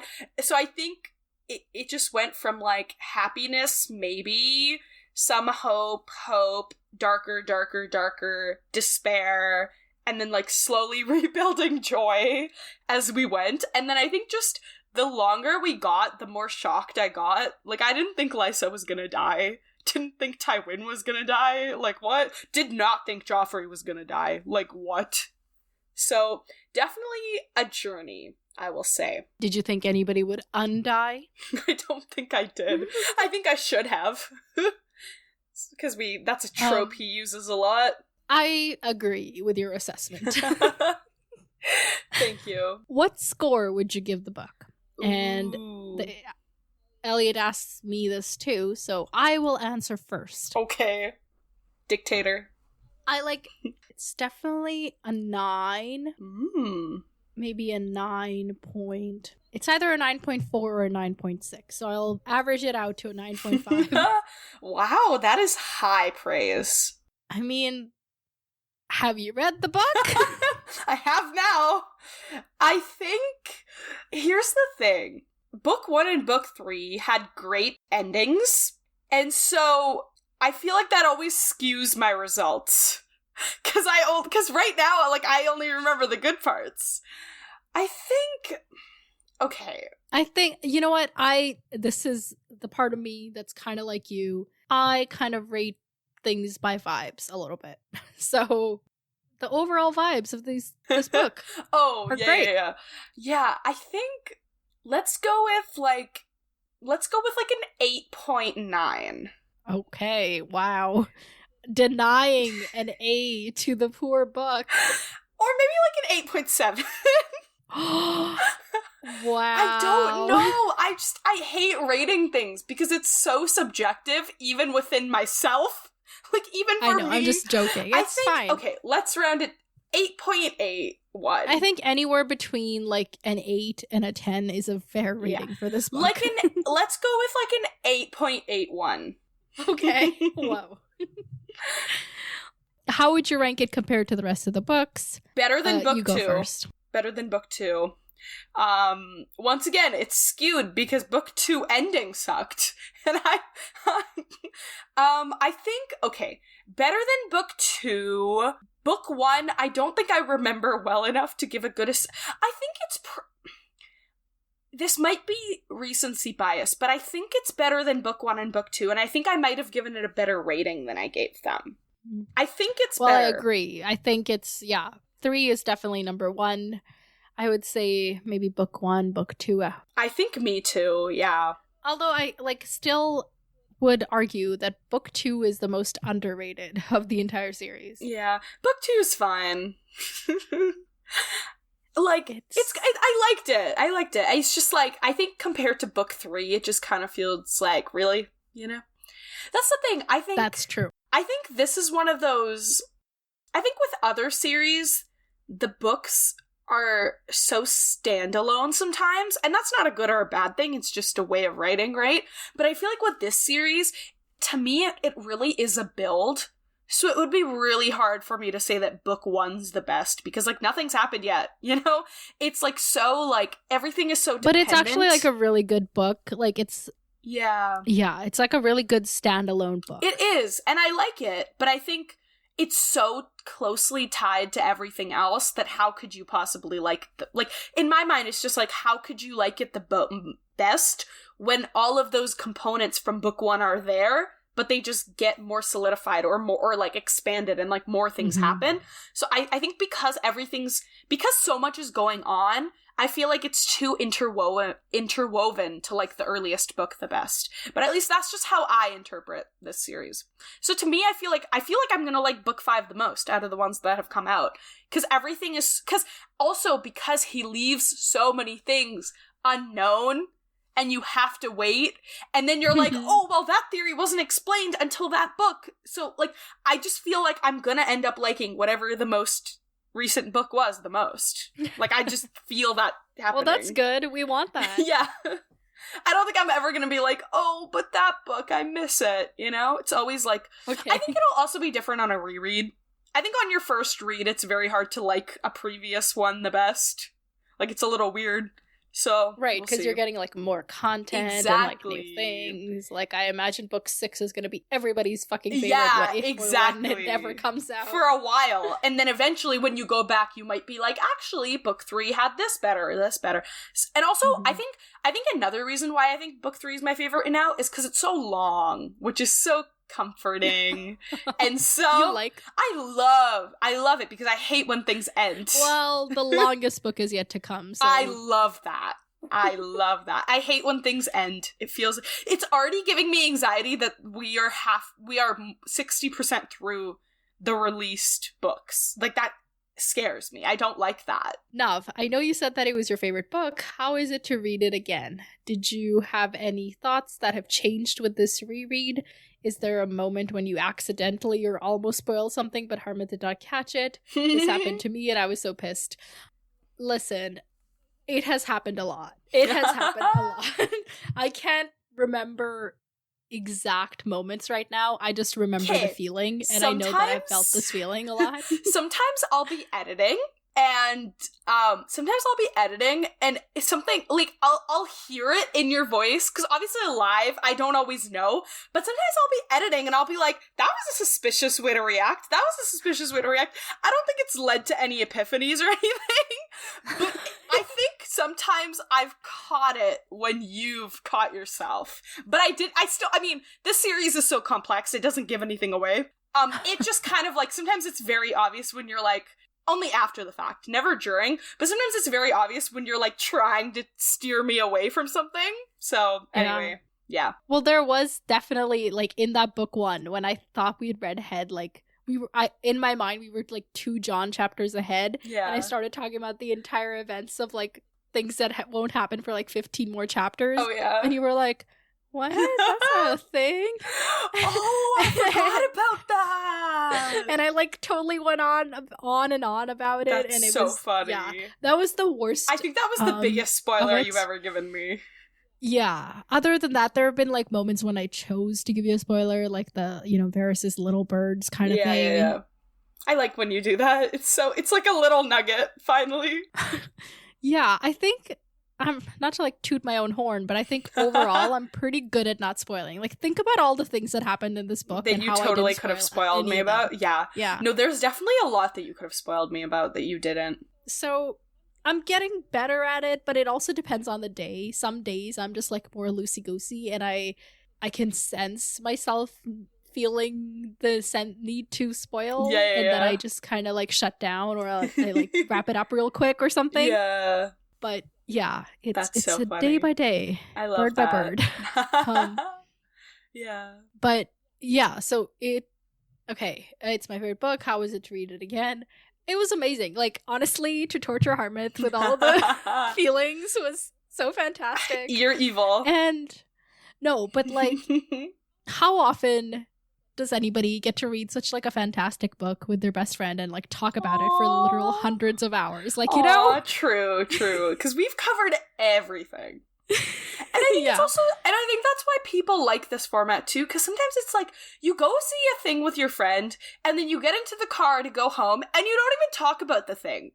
Because you have so many other things to say. So I think it's so nice to just sit down. Like, that's why book clubs are so fun. Because I feel like often, like, we'll experience something with someone, but then, like, I feel like so many people don't have that urge to debrief, and I don't understand that. Like, sometimes I'll experience some form of media with a person, and then I want to talk about it at length, and they're just, like, not very receptive to that, and I just don't get that. So I feel like this is something that's missing from our culture, and I like us providing it in a way and like doing it to ourselves, for ourselves and, too. Like every time I read or listen or watch to anything new, I'm always like in my head imagining as if I was like we doing this thing with that piece of media and how it would be in the conversation we would have, and it's like this own little fantasy world. I know. I think about that all the time too. Oh my god. I consume a lot of media. Mostly it's a lot of like re-consuming the same media that I've consumed before. But like I read like a book a week. I watch seasons of TV in a month. Like I watch movies regularly. Like I consume a lot of media, and it's always, you know, I'm always excited about the thing and I want to talk about it, and I don't always get to. I try to bully people into like watching it or reading it or so that I can talk about it. But it's for this thing I actually get to do it. So more even than the book, I think this experience was more enjoyable. Oh, that's so sweet. Wait, that's so nice. Isn't that like it right? Is true. Like, oh, yeah. Yeah, because like the first time I was like familiar with these story beats, we'll call them, was the show, and that was like the shock factor, you know. And I was just like binging it. I'm like, oh my god, Tywin died. What? Like, you know, I'm just next. I was going through it like really quickly. And then when I finally read the book, I was like, oh my god, it is so much more complex and detailed, and like, you know how I love my details, and like it was all about that. And then this time around it was all about the torturing you. So wow, I'm glad that I could provide that entertainment for you. I'm glad too. Glad to be your muse. Do I have any thoughts that have changed with this reread? I think the first like half of the book is a little slower than I remembered. Like I think it was also more like I was so anticipating everything else that happens in the rest of the book that I was like, oh my god, can we just get to it? You did have a lot of like energy where you were just like, I'd be like, oh, this is so fun. You'd be like, just wait. I'd be like, okay, but we're talking about this. Like you were so ready for everything else constantly, and I was like, okay, so I think I was down. Like a little impatient with the beginning of the book, but honestly, like all those nuggets of details at the beginning, and like also one of the things I love about like doing this podcast is like kind of planting ideas in your head and like weaving conspiracies like in a little way. a little bit like manipulating is the word you're looking for. Not manipulating, but like if you're say you were reading this book, I feel like you would have totally missed everything suspicious about Roose Bolton, like completely, you know. But even like some as simple as like pointing everything out and then like bringing up previous things and then like just kind of keeping you appraised of the situation constantly, because if you're reading and you don't have somebody to remind you of like past behavior, you're just gonna like, forget about it. This one thing is weird, but like then you see a collection of things and then you're like 2 episodes before the Red Wedding, like, oh my god, shit's gonna go down. And then you're so optimistic the next episode you're like, shit's not gonna go down. And then shit goes down. So, you know. True. It's fun. Yeah. It's good to talk it out. It's good to talk it out. That's also why I like editing, because it really helps me like remember things and like solidify what's going on. Like I remember the episodes that I've edited so much better than the ones that I haven't. And like genuinely all the content. It scares me. Okay, now questions for both of us. Which POV character did you find the most interesting to follow and hear their thoughts? Okay, Elliot, your questions are so slay. Yeah, literally go off. But the next question is, which POV character do you find the least interesting? So we'll answer them together. Okay. I always get excited when it's a Davos chapter. Like, always. Like, it could even be a Tyrion chapter, and sometimes, like, oh my god, this is going to take so much brain power to read. Like, sometimes that's the thought I have. But with Davos, I'm like, oh my god, it's my man Dave. Like, every single time. I just love him. Fair, yeah. I think... Although, I have said this before, my favorite POV is yet to come, and I can't wait. Okay, can you just say book 4 or book 5? 4. Yay! Okay, so I'll meet them very soon.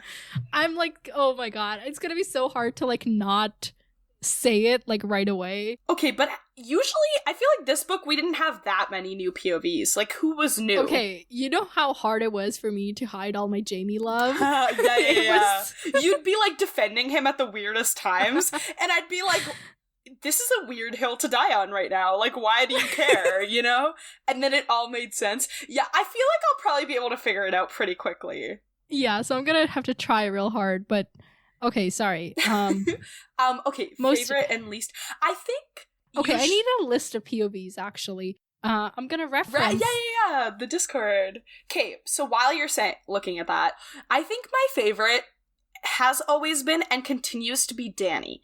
Not that she's my favorite character, but she's definitely my favorite POV because she's off doing something else in her own world, you know?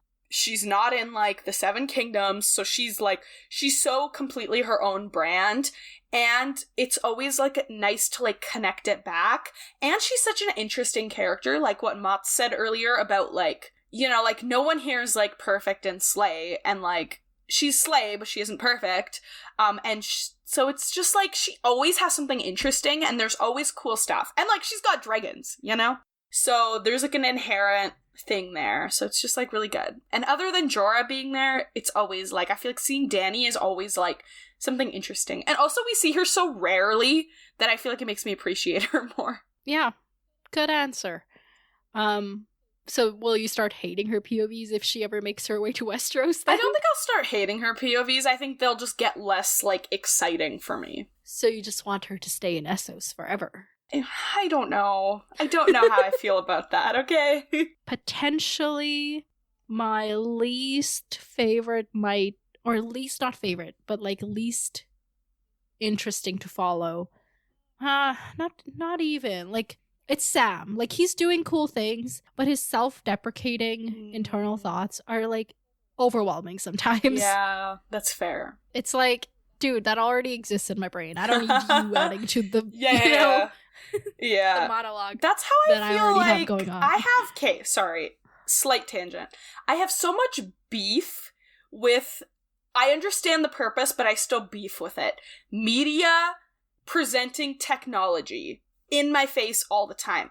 I hate when they make it part of the plot because I'm watching media to get away from technology. You know? I hate, like, every series now, especially when it's coming of age and teenage, which is a lot of the stuff that I watch, they always find a way to incorporate it, and I get it, but I just hate it, you know? I'm here for the escapism, not the realism. Exactly. And I think that's how I feel. Yeah. Anyway, who's my least favorite? I think maybe Theon. I know he's gone now. I don't even know if that's valid because we haven't had him in a book. I loved hating on him during his POVs though. I think his, like, he also has a lot of the self-deprecating thing, but it's like, oh my god, this dick, like, nimble dick. I know. I think his chapters just stressed me out because it reminded me too much of real life people who suck. So I think it wasn't an escape. It was just dealing with people who suck. And I'm like, we see that enough in life. Like, I don't, you know, because like I said, a lot of these characters are problematic, but I like the entertaining problematic. Because Jaime is problematic, but he's entertaining and lovable, you know? And, like, that sort of thing, like, so many of them are problematic, but with Theon, it's like, he's problematic and he's just annoying and he's too real about it, like, people are just like him, you know? Yeah. So I think Theon, that's probably a cop-out answer, because he hasn't even been here for the last book. I think it's fair, it's fine. Yeah. Okay, which character evolution surprised you the most, apart from Jaime, obviously? Jaime was definitely the biggest. I think Tyrion. I didn't think he was going to end up killing his father and Shae. Right. I think, you know what, I agree with you 100%. Like, where did that come from, you know? Yeah. Tyrion, 100%. Okay, moving on. How would you rate the deaths in this book based on originality? Ooh. Okay, well, obviously, Tywin Lannister does not in fact shit gold is pretty high up there. Oh, yeah. I think... Oh, also, though, but Oberyn getting squished to death, like his head was original. Oh, God. I even forgot that happened. Yeah, I I think also Lysa, I really did not see that coming. Yeah. That was kind of out of nowhere. I thought he was going to cooperate. So we're not ranking, we're just kind of saying who was listing. Shocking. Yeah. I think those were definitely shocking. I think I'm saying who's still shocking. I think most of the deaths, even the ones that I predicted, were shocking Not when shocking, they were happening. Most original. Oh, JK, why did I translate that to shocking? I don't know. Okay, never mind. Literally ignore me. Okay, original? Yeah, I think those were definitely original. Rob and Catelyn dying was not original, as hurtful as it was. The Arya still being alive was kind of original, but also he's done it with like 5 other Starks, so maybe not. But it still felt original, even though it wasn't, so I count it. Okay. I think the Bolt... Maybe some of, like, Beric's deaths that we hear about? Yeah. I think so, yeah, he gets, like, cleaved in half one time or something. I love, like, the remnants of, like the scars of every single time he died. That's really cool. Yeah, it's mostly so original because it's, like, temporary. That's what's... Yeah, I think those were the original ones. And then... Yeah, I think that was kind of it. Because Ygritte dying, not really that original. Because, you know, like, the lover dying, like, it's just, you know. And, like, she taught him things, and then he has to, like, go on, you know, like, it's not. And then, like, yeah, I think those were, like, the most original ones, I would say. I think the other ones were just kind of like, oh, okay, you know. All right. Okay, next question. How would you rank the deaths? You have Tywin having his last shitting. Oberyn being popped like a zit. Oh, God. The whole Red Wedding fiasco. Joffrey becoming Tinky Winky. That's the purple character from, like, Teletubbies, I think. Oh, God. And Lysa not learning how to fly. Stop. These descriptions are killing me. I think we just did. Well, yeah, like, Tywin for me is 1. I think so, too. It's, like, Tywin... Lysa, I agree. Oberyn, Joffrey. I agree. And then Red Wedding. I put Joffrey underneath Red Wedding. Oh, yeah. Yeah. I agree with you. And then was there anyone else? I think that was it, right? Yeah. Tywin, Oberyn, Lysa, Red Wedding, Joffrey. Yeah. Me, Lysa, and Oberyn are switched. So, Lysa first, Oberyn after? Yeah. You know what? I agree with you. I'm still thinking of originality, but this doesn't say, like, originality. It just says deaths. So, yeah, Tywin, Lysa. Actually, I'm going to go Tywin, Lysa, Red Wedding, Oberyn, Joffrey. Oberyn's, like, dropped 2 points for me. Damn. Yeah, I think Red Wedding was so... I think Red Wedding we've talked about so much that we forget how much it really affects you. Yeah, I think because we're like, oh, yeah, Red Wedding. You know, I think we've beat that topic to death. So I think now it just kind of feels like another day, another death slay, you know? But yeah, it wasn't. It took a lot of months. Slay. Another day, another slay. Why did you need to say death slay? Because slay means death. Know, but I wanted it to really bring it home, you know? Okay. Yeah. All right. Out of all the dead characters, which one would you have wanted to be a POV? I know your answer to Robb this, but... freaking Stark. I'm still mad about that. I begged for his POV for an entire 2 books. Basically, as soon as Ned died, I latched on to Robb, and I was like, let's give him a POV. And then when we saw the show, and we saw that he was hot, I was like, wow, we really should have had Robb. But I think by that point, he was, like, dead. So, yeah. Man. Okay, I'm actually looking through the list of dead people to see if there's a better candidate. You know what? There isn't. So I'm going to go with Robb as well. Yay! Okay. So, next question. Which character are you hoping becomes a POV? I don't know. Okay, you know what? I have this question later too. Okay, so we'll do it later. I'll think about it. Yeah, because I want to do like we're talking about book 3 now. I want to talk about book 4 later. Okay, who do you think is Azor Ahai if not Stannis? Dany. Yeah, I think I said that too. Will Dany finally go to Westeros in the next book? Maybe like by the end of book 4, she's like finally officially leaving. All right. Will she install some worker unions in Meereen? Maybe. I hope so. Is Varys still a mermaid? I don't think Varys... Not that he ever wasn't a mermaid, but is he still... No, he's not. I don't I don't subscribe to that. So he has lost his mermaid status. I think that this question is not applicable because he was never a mermaid.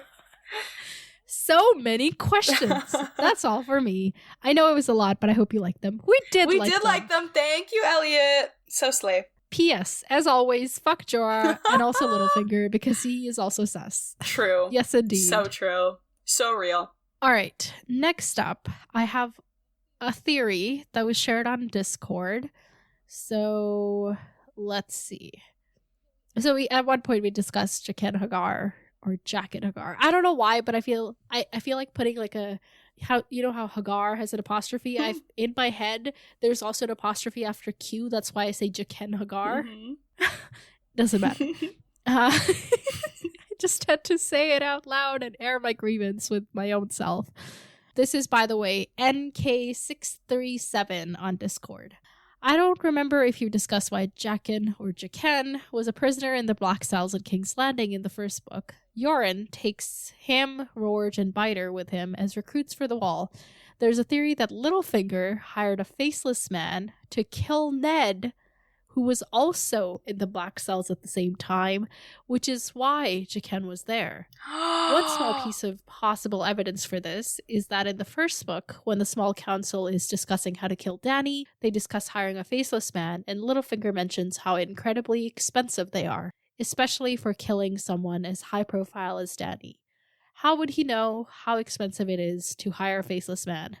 Maybe because he had already hired or was in the process of hiring one. This, along with the fact that his obsession with Catelyn meant he had the motivation to want to get rid of Ned, and the fact that Jaqen was in the Black Cells at the same time as Ned, gives some credence to the theory. Any thoughts?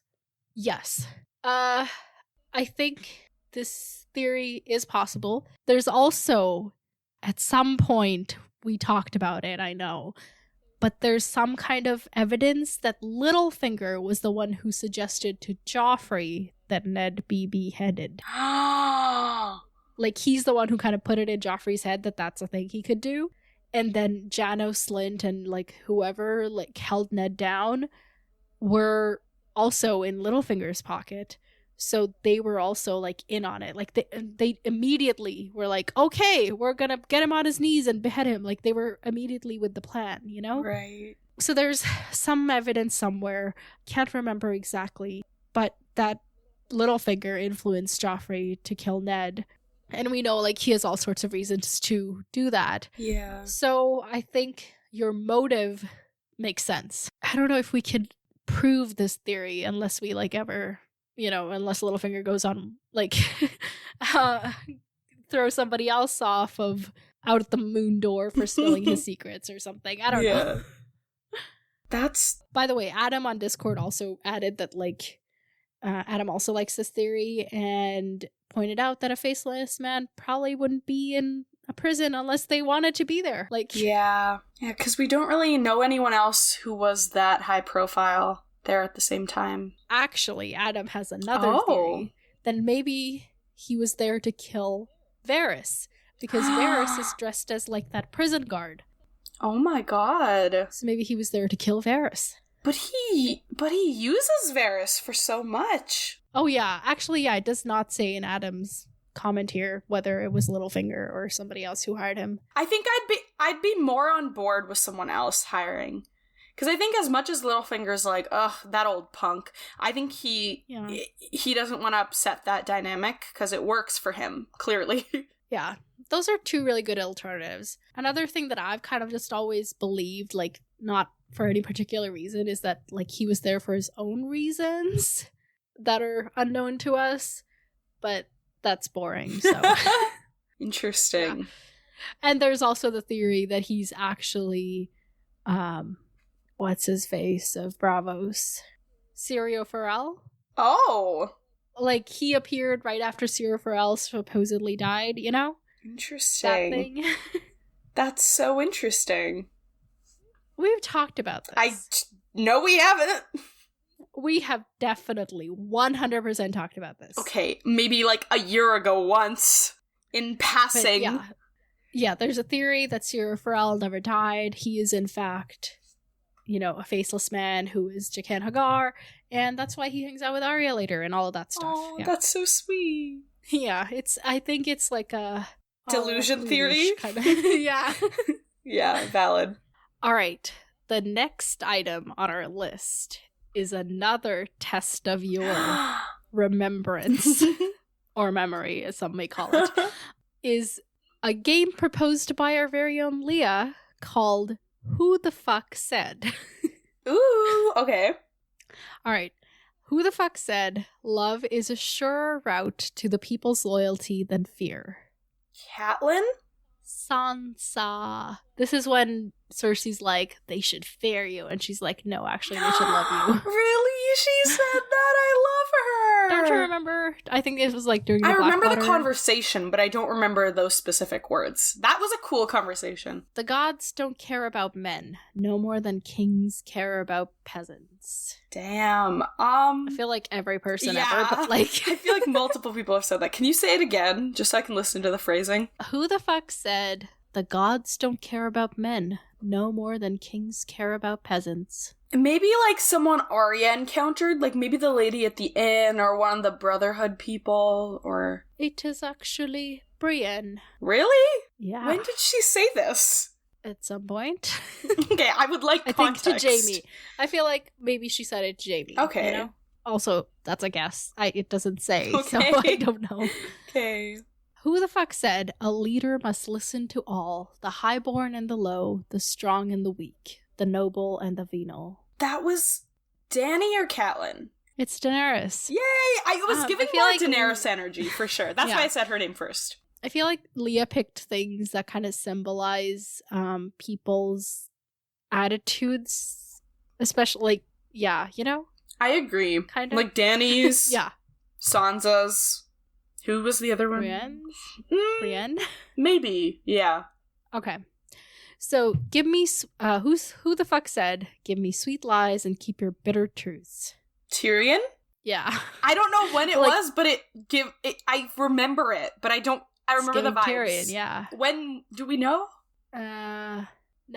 Okay.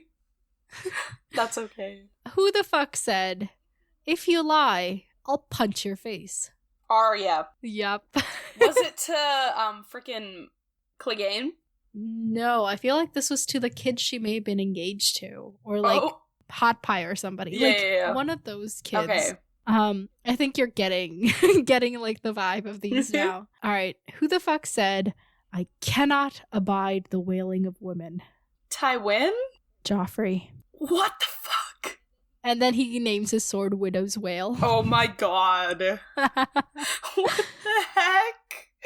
That's kind of funny. Who the fuck said, if you must hate those who truly do us harm? Oh my god, that's so idealistic. Wait, huh? I have no idea. Who's the most idealistic character in these books? Well, Sansa, but Sansa's father, Neddard. Oh, that makes sense. Really? Damn, dude. Whomst? To whomst? Probably Arya. Remember when he, like, had that great parenting moment? Oh, yeah. He sat her down. He was like, don't beat your sister. Yeah. Though when the cold winds blow, the lone wolf dies, but the pack survives. So many lone wolves have died.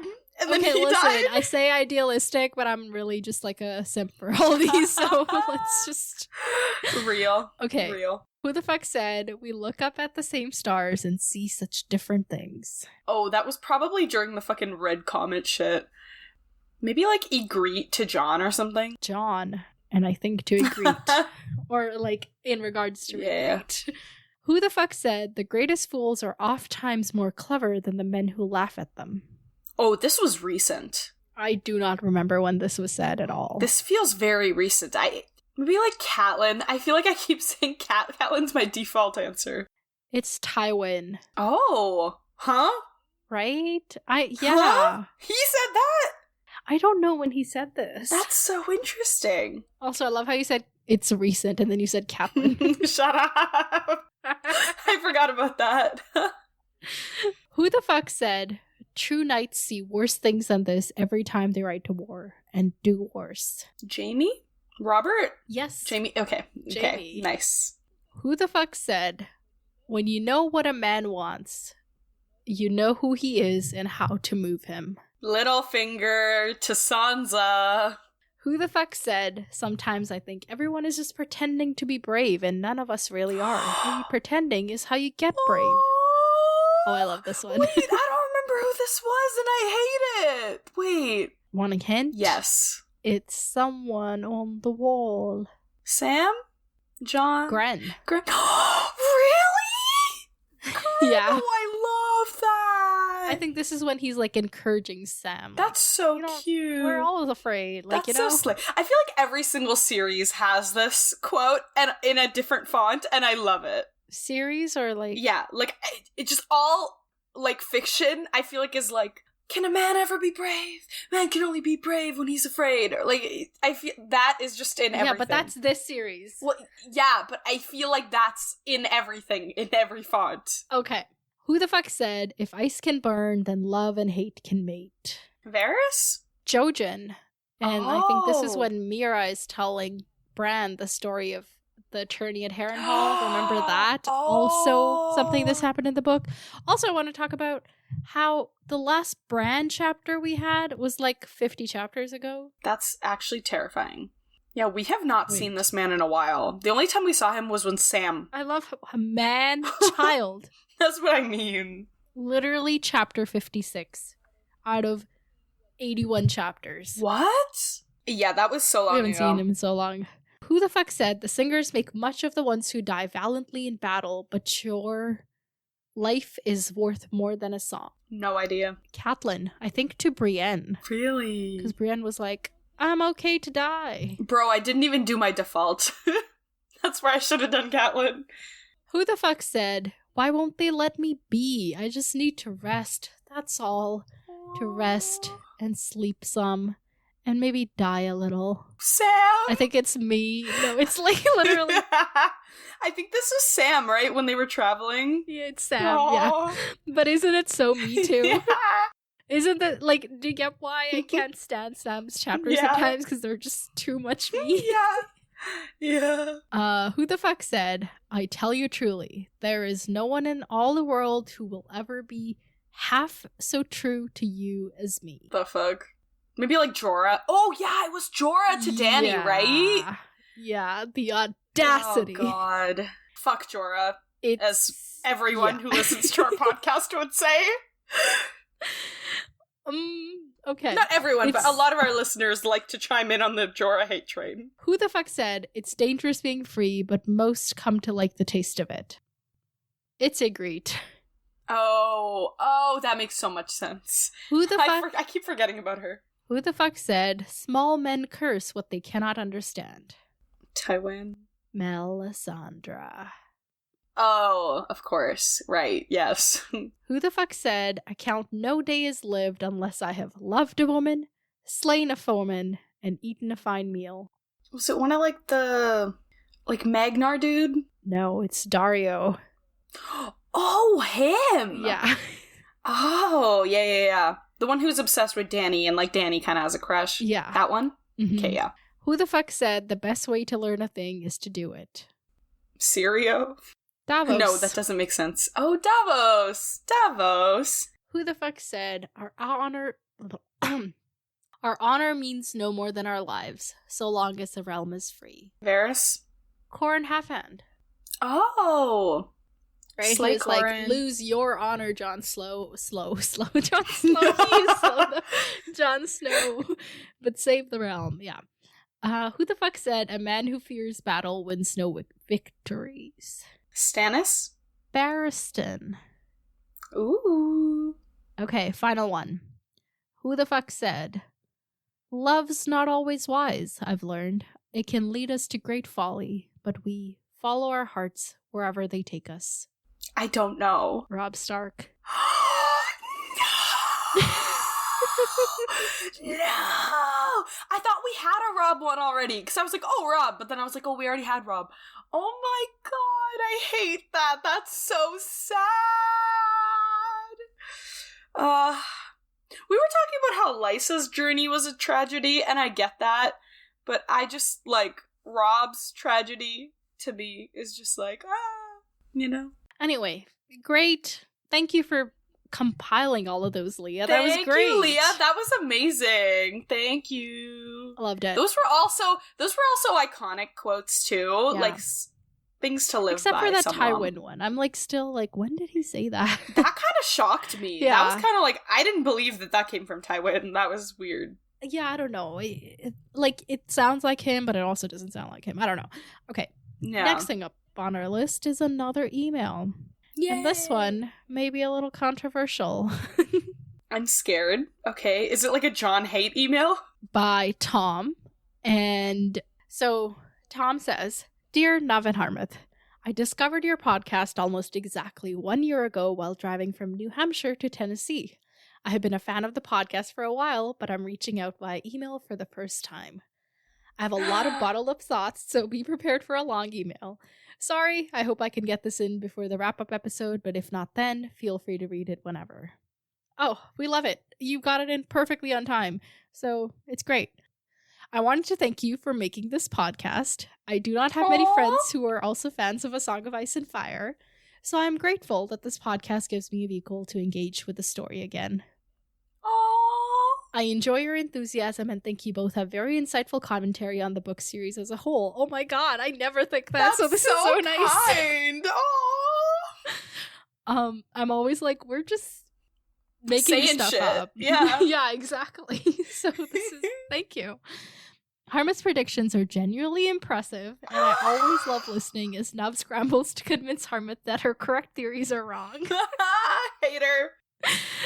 Listening to the pod in the little breaks in my day is something I look forward to, so thank you. Oh, thank you, Tom. That's so sweet. Thank you so much, Tom. You're so kind. You've asked for theory ideas, so I will enter some thoughts. Firstly, I'm a big fan of the idea that there were multiple assassination attempts during the Purple Wedding. Whoa. The poison could have been in the wine or the pie, or more likely, in the cream that was spread on the pie. Never thought about that. Interesting. Joffrey eats Tyrion's pie, so it's possible that Tyrion was also a target, maybe by Littlefinger trying to widow Sansa. Additionally, Joffrey could have been poisoned by Oberyn trying to elicit a trial by combat to fight the Mountain and make Myrcella heir, or by Varys trying to cause chaos, or even by Tywin to get a more malleable regent. Okay. Oh my god. Okay. I don't agree with the Tywin one, because I think we've talked about that before. Yeah. Just because I think he wouldn't create such a big spectacle and make his family that vulnerable, because then it opens up, like, other things going on, right? Mm-hmm. I like the Oberyn one, but how would he know that they would for sure choose the Mountain? Yeah. I think I agree with you. I think that's an interesting thought, but I just don't know if I agree with that one. But I really like Littlefinger trying to widow Sansa, poison Tyrion, like, because Littlefinger be doing shit for no like, to me that makes sense a lot. I agree with that. Yeah. In general, like, overall, I kind of go by what the book tells us, because it's like one of the very few times that the book actually tells us something, you know? Yeah. And like most of the other times, whatever the book tells us is wrong, so I should really just be like skeptical of it. Yeah. But given the fact that it may never be disproved, who knows? Yeah. You know? But no, I like that. Yeah. Okay. While less spicy, many of the people in the Tyrell army are Stormlanders or Reachers who were on Stannis' side in the Blackwater, so some of them may have lingering loyalties to the Manus. You know what? That's one I've never heard before. Interesting. Yeah. Yeah. I think so. I have to, like, really sit on that. Hang on. But are any of these people close enough to the food and the people being poisoned to do the poisoning? Right. But maybe they have, like, you know, they bribed a servant or something, so, like... And I feel like there would have been some sort of, like, I don't know, maybe, like, hints of it, or, like, we could have, like... I feel like there would be some sort of, like... Because do you remember when Tywin was sending... have someone be mentioned by name, yeah, like, oh, this guy, like, exactly. Yeah. Like, when we were, like, when we had the Tywin letters, or, like, just something... I just feel like there hasn't been any connection, so it would be kind of weird to, like, introduce that. But then also... Yeah, but also killing Joffrey doesn't put Stannis on the throne. They would have to also kill Tommen and Marcella and, like, everybody. Yeah, like, but I guess it creates enough chaos to then be like, oh, while they don't have a leader, let's talk about Stannis' posters again, where they weren't even the real heir. Like, I feel like it opens up that opportunity and, like, lowers the momentum of the Lannisters, which is also why I think Tywin wouldn't do it. Like, it does open them up. Like, there is still, like, a transition that needs to happen, regardless of whether the new heir should be Tommen or, you know, whatever. Right. There's still, like, a transition that makes them vulnerable. True. And also Varys trying to cause chaos. I don't know. I don't know if he would do that. I don't know. I don't know about... Like, he could totally do it. Like, he definitely could. I just don't know if he would. I think I agree. I feel like he's a little bit more subtle. Like, he would probably just, you know, have it look like he died of a sickness, like in his bed or something. I don't know. I think so, yeah. But that's just vibes. That's not facts. So who knows? Yeah. All right. Secondly, I'm a fan of the theory that Tywin was poisoned, though I'm not sure it adds much. He could have been poisoned by Oberyn, again, to fight the Mountain. Or my own probably not true but fun theory by Roose Bolton via Qyburn and Steelshanks Walton. So these are the people that brought Jaime to the city. Hang on. But they arrived after the wedding, didn't they? Yeah, they literally arrived after the wedding. I don't remember. Are you saying that Tywin was poisoned like how we think that Oberyn was slowly poisoning him and that's why he was on the shitter? Okay, yeah, I'm confused about whether he was poisoned during the wedding or like in general. If it's in general, that could kind of make sense. Roose Bolton becomes Warden of the North after the Red Wedding, but it's pretty clear that Tywin plans to have Tyrion and Sansa's children ruling the North. So Roose needs to get rid of Tywin and probably Tyrion and Sansa to solidify the North and ensure fake Arya is Ned's heir. Okay, so if it's after the Red Wedding, I feel these people would know that Sansa's not around anymore, so Sansa's kids ruling the North and Tywin ruling through them isn't really as much of a thing anymore. Yeah. So it doesn't make sense during the wedding, and it doesn't make sense after the wedding. So I'm gonna debunk this theory. Sorry, Tom. Yeah. Right? Like, they weren't there for the wedding, and then when they got after the wedding, then the motivation isn't there anymore, right? I think so. I think it's also just, like, it would be really complicated to make that happen. And I just don't know, like... I don't even know if we ever see any of them interact with Tywin. Yeah, that too, yeah. I don't know. I just don't think there's enough evidence there. Yeah. On that note, are there any other fun theories that you wish would be true, even if they probably are not? Well, I really believe that Oberyn poisoned Tywin for sure. Like, that's one of my favorite things. Yeah. Another theory that I wish would be true. I'm, like, blanking. I'm sure there are. Yeah. Well, Varys is a mermaid, obviously. I'm just realizing I forgot to gather the Davos is Lightbringer theory. Mm-hmm. I don't have it in my notes today, so we will have to do that one at a different time, but I like that one. Okay, we will keep that like on our minds, and if we like come across a theory, we'll be like, this is a fun theory we wish would be true even if it's not, you know? Yeah. In the TV show, all of the characters have British accents. Why did I do that? This makes sense as Westeros is often compared to a continent-sized Britain. While not a theory, I like to imagine Westeros as a kind of medieval North America. The North, with its vast forests and winters, represents Canada, obviously. Dorne, with its ethnic mix of Rhoynish and Andal culture and spicy peppers, represents Mexico. The northern part is even a desert, and the Andal kingdoms of southern Westeros represent different regions in the US. Take it or leave it, I guess, but it's fun to envision the accents in my head. In your mind, what do the characters sound like? Are they all British or something else? The British definitely threw me off. watching the first episode. Right. Well, that's how I saw them, so that's kind of how I think of them. But also, unfortunately or not unfortunately, or fortunately or unfortunately, I also think of Roy Dotrice's voice because I listened to the audiobook. Yeah. And I think it makes sense that Westeros is kind of based in North America because,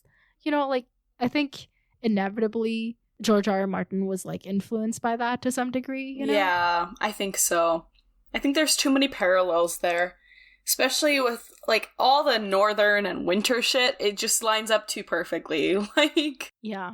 Yeah. Yeah, I think so. And I think I basically see it that way. And then I think in terms of their voices, I think I just, like, imagine, like the American accents, Canadian accent, maybe, like, further south, too. Like, just depending... And then I think mostly it just depends on who it is. Like, because, like, if it's, like, Varys, it's, like, just... I don't even think of accents, I just think of old man voice, And then with Littlefinger, I think of, like, annoying screech. Like, I think that, for me, the characteristics take over the accent. So... Mm-hmm. Yeah. That makes sense. All right. For me, one of the most fascinating elements of Ice and Fire is the breadth of character types in the story. Some characters are easy to love, others are easy to hate, but most characters fall somewhere in the middle, and you can always find elements of the fan base who will defend them. I think that the characters we choose to defend reveal something about us. This brings me to my final and most controversial take. I kinda don't hate Jorah. Gasp! Oh, interesting. Yes, his infatuation with a teenage girl is gross and unacceptable, but is he different from other characters in the novel, such as Tyrion, Littlefinger, Khal Drogo, Sandor Clegane, or even Robert? Yes, he is a slaver, but so is everyone in Essos. Even though Dany doesn't want to believe him, Jorah is right about most things. Xaro is not to be trusted, and Arstan is not who he says he is. A lot of people dislike his moral relativist advice on things, like what to do with the freedmen of Astapor, but it's this kind of pragmatism that has enabled him to navigate the complex cultural environment of Essos for so long. In contrast, the Starks' commitment to upholding their honor code might be admirable, but it's only possible from their position of power atop the social hierarchy, and it kills them in the end. Other characters are forced to cope with the gross inequities in the world, and Jorah does so without being actively evil.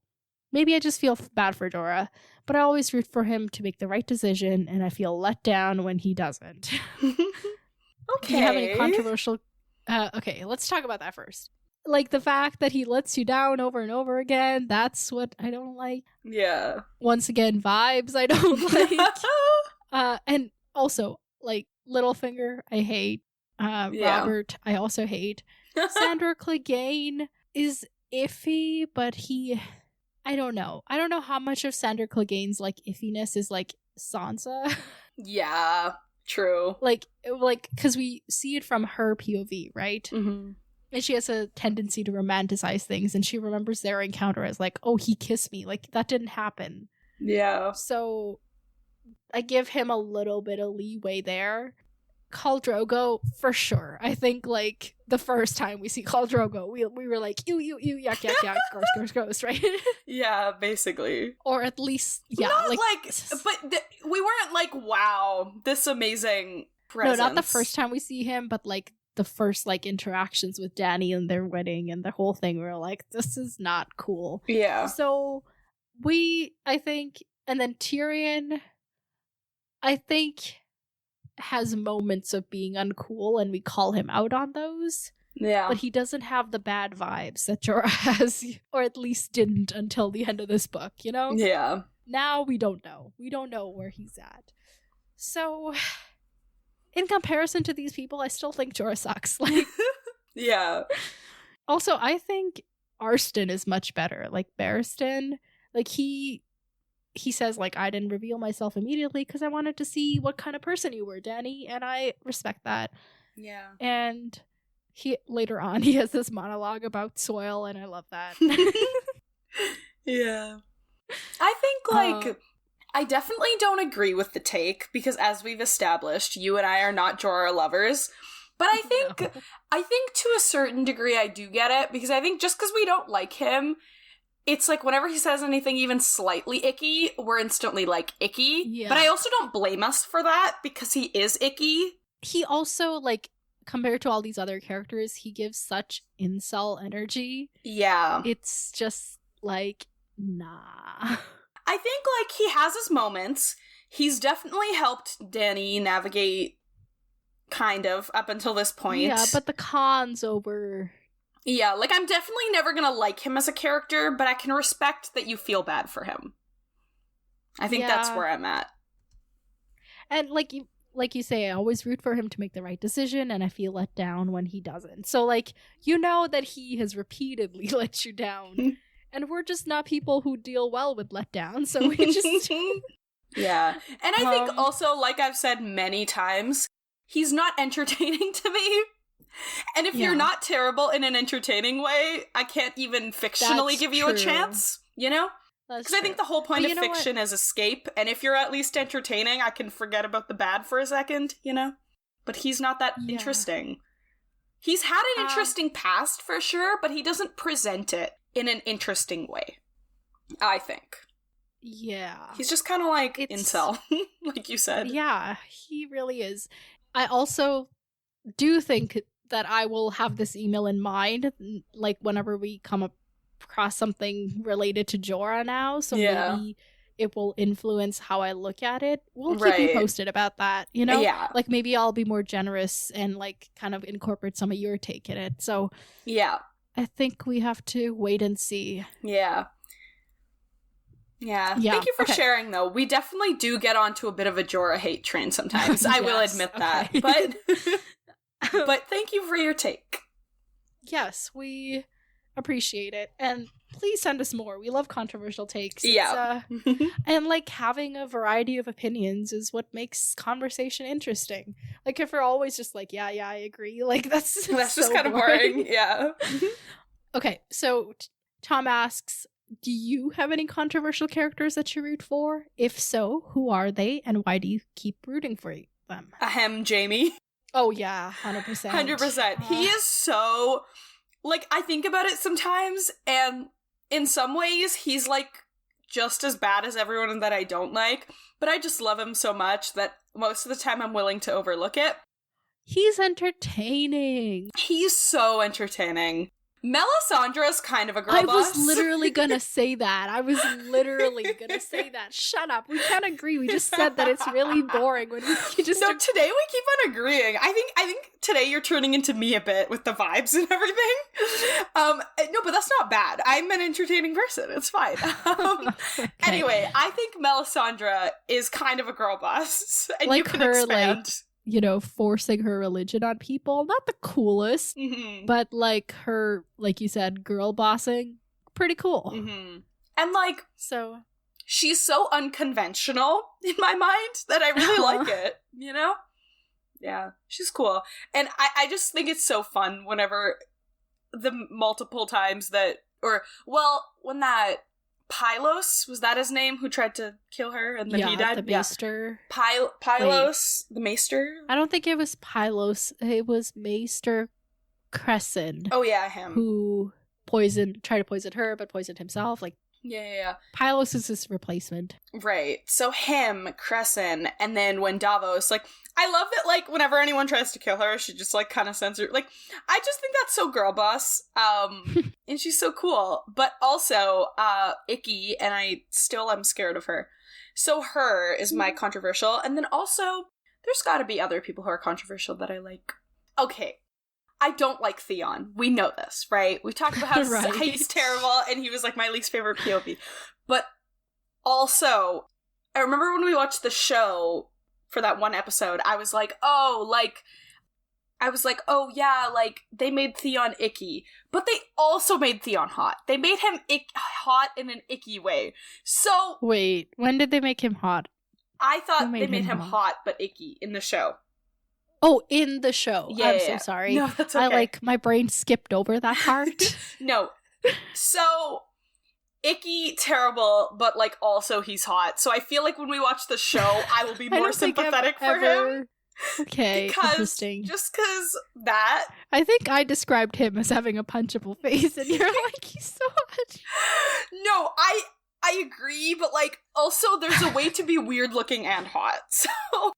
You know what? That's true. Like, he's so he's weird unconventional looking. He's unconventional, but he's also hot. So, Okay, I think we've talked about this, but to me, or like the most attractive quality that a person can have is competence. Like, it is a make or break for me. Yeah. I see somebody being competent at something and immediately I'm like, they are so hot. And then I see them being incompetent at something and immediately like the feelings turn off. That's you know? So funny. Like, and like I don't think I've ever said this to you, but like what's the word? Like, I keep wanting to say artificial, but kind of like surface level thing that attracts me to people is never really what they look like, but what they sound like. Really? I didn't know that. Yes. I really, like, if somebody has, like, I don't know if what I think is a good voice is what you think is a good voice, but if in my opinion somebody has a good voice, that is hot as hell. Okay, who's like a famous person that has a good voice in your opinion? I need an example of what you think is hot. This is like discovering you. You know, all I can think is like examples of voices that were a turnoff for me. Stop. Okay, give me some. Okay. Do you know that Bollywood movie, Main Hoon Na? I think we watched it together. I think so. It's like Shah Rukh Khan, he's like this army person who goes undercover at a college. I think so, yeah. Right? We watched it together. And his brother, he like ends up like being at the same college as his half-brother or something. Yeah. His half-brother is like very conventionally good looking, but has the worst voice I have ever heard. Oh my god. Like, look up a scene from that movie or something. Okay. I was like, you cannot sound like that. Please, it's so gross. Leave this scene right now. I know that's like a really high horse to be on, given my voice is what my voice is. I don't think my voice is very good. I think it's like average but at best. You're still allowed to have standards for other people. It's fine. But I think other people, like if I like radio voices and like good podcast voices, like I just, you know, I've been told that I have a really good podcast voice, and every time anyone said that to me, it literally is like my favorite day in the world. I just want to put that out there. Well, good for you. Some of us are just stuck with average voices. No, yours is good. I like your voice. Like, bruh. Well, I don't like my voice. Okay. But I like other people's voices. And whenever I hear a good voice, I'm like, okay, now I'm interested. And whenever I hear a bad voice, I'm like, never mind. You're funny. Oh my god. Yeah. So, like, yeah, if you're competent and you have a good voice, that's like, everything. Whoa, sweet. See, my competence is just intelligence. I need to see, and maybe it's very similar, because for me, it's not like, you don't need to be, like, book smart, you don't need to be, like, mechanic smart, or, like, survival smart. I just need you to be some sort of smart, and I need it to be obvious. So if I see a musician at a show in their element, and they're, like, not just, like, oh, their songs are good and they write good songs, but they're intelligent about music, or if someone's, like, intelligent about books or has intelligent conversation, like, just someone who's, like, either really good at what they do or, like, really, like, analytical about it, just so slay. So slay. Yeah. Anyway, Theon is hot. Wait, that was such a weird tangent. Okay, this email is not over. Oops. Me too. But yeah, that's my take. I think I would, the times that I have rooted for Theon is when he's like, oh my god, I have no place. I just want to have a home, you know? Yeah. That was sad. Okay, back. It's so hard coming back to the email after such a wild conversation. So, Tom adds, also, when Dany is talking to Mirri Maz Duur, Jorah tells Dany to trust Mirri only after she says that she studied with a maester named Marwyn. Qyburn tells Jaime that Marwyn is the only maester that approves of his experiments. Excuse me? The point is, there might be more to Jorah's past than he has told us. Okay, that is interesting. Okay. like, what's his deal with the Basters, you know? Yeah. Do they take people who've been exiled? Oh, right, because he's also been exiled from Westeros. I forgot he's been exiled. His resume is not looking good. It's like he has all the experience, but he got fired from every job he ever had. It's like one of those. Yeah. Okay, I don't know. Anyways, thanks for reading all that. Feel free to make fun of my opinions if you would like. We didn't make fun of your opinions. We would Respect never. Your opinions. We would never. No, we definitely would, but we didn't. We would if it was like funny and like supposed to be made that's fun true. of. Yeah. But that's like, okay. In general, we would make fun. We're totally okay with making fun of people's opinions, but your opinions were not fun-making worthy. so silly. I love your podcast, and I look forward to it being a part of my daily commute to school in the new year as it has been in the last. Aww. Happy New Year, and good luck to you both. Cheers, Tom. He, him. Oh, thank you, Tom. That was like so a really... That was an amazing first good email, and thank you for emailing us. Yes, I look forward to more of your emails. It was like it took us on a roller coaster, on tangents, on exactly topic, off topic.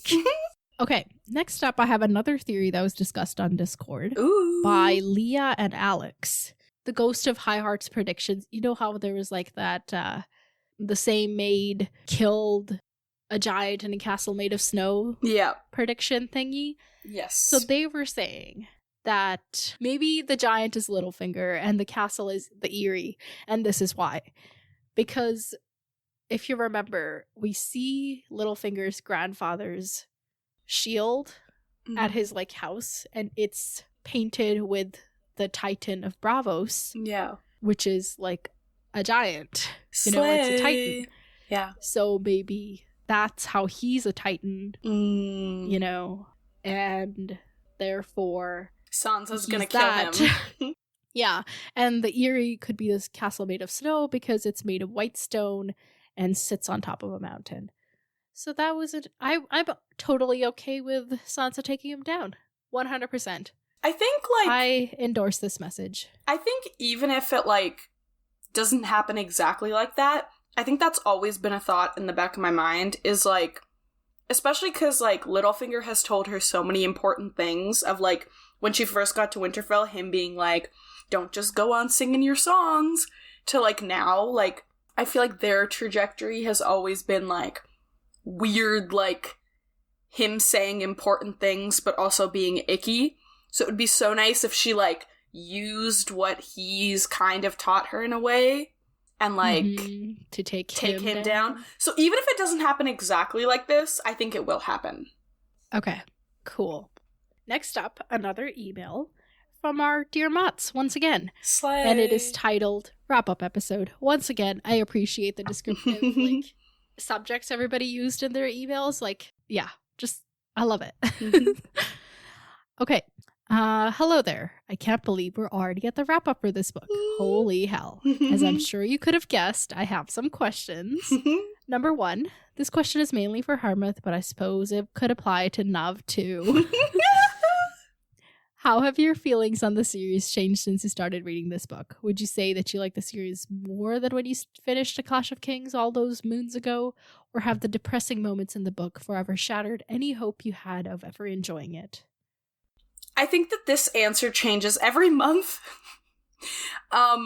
We definitely... Okay, I think we started book 3 and like, it was... right now, how do you feel? I like it better than I did at the end of book 2. But it's definitely been an evolution getting there, for sure. There was definitely a point where I was like, I don't want to read this series, but I like it now. And I think even if, like, I think a lot of bad things, like, so many bad things would have to happen for me to leave now, you know? Okay. Like, how many bad things? Oh my god! Want me to quantify it? Okay, like, Jon dies, Arya dies, Sansa dies. Okay. So, like, all of these have to happen, not just one. Yeah. If one happens, okay, I hate it, but fine. If it's Jon, that's a big deal. That's a big deal, okay? Okay, Jon Fangirl. Or, like, if, like, yeah, I think just, like, if, like, a bunch of good characters just, like, die for no reason and, like, don't even make it to the... But what if they die for a reason? I don't care. Kill someone else in their place. I like Davos. Sacrifice him. I don't care. I would never. Like, I would love shut your face. Love Tyrion. So slay. But kill him instead. Don't kill Jon, you know? Anybody but Davos. Okay, fine.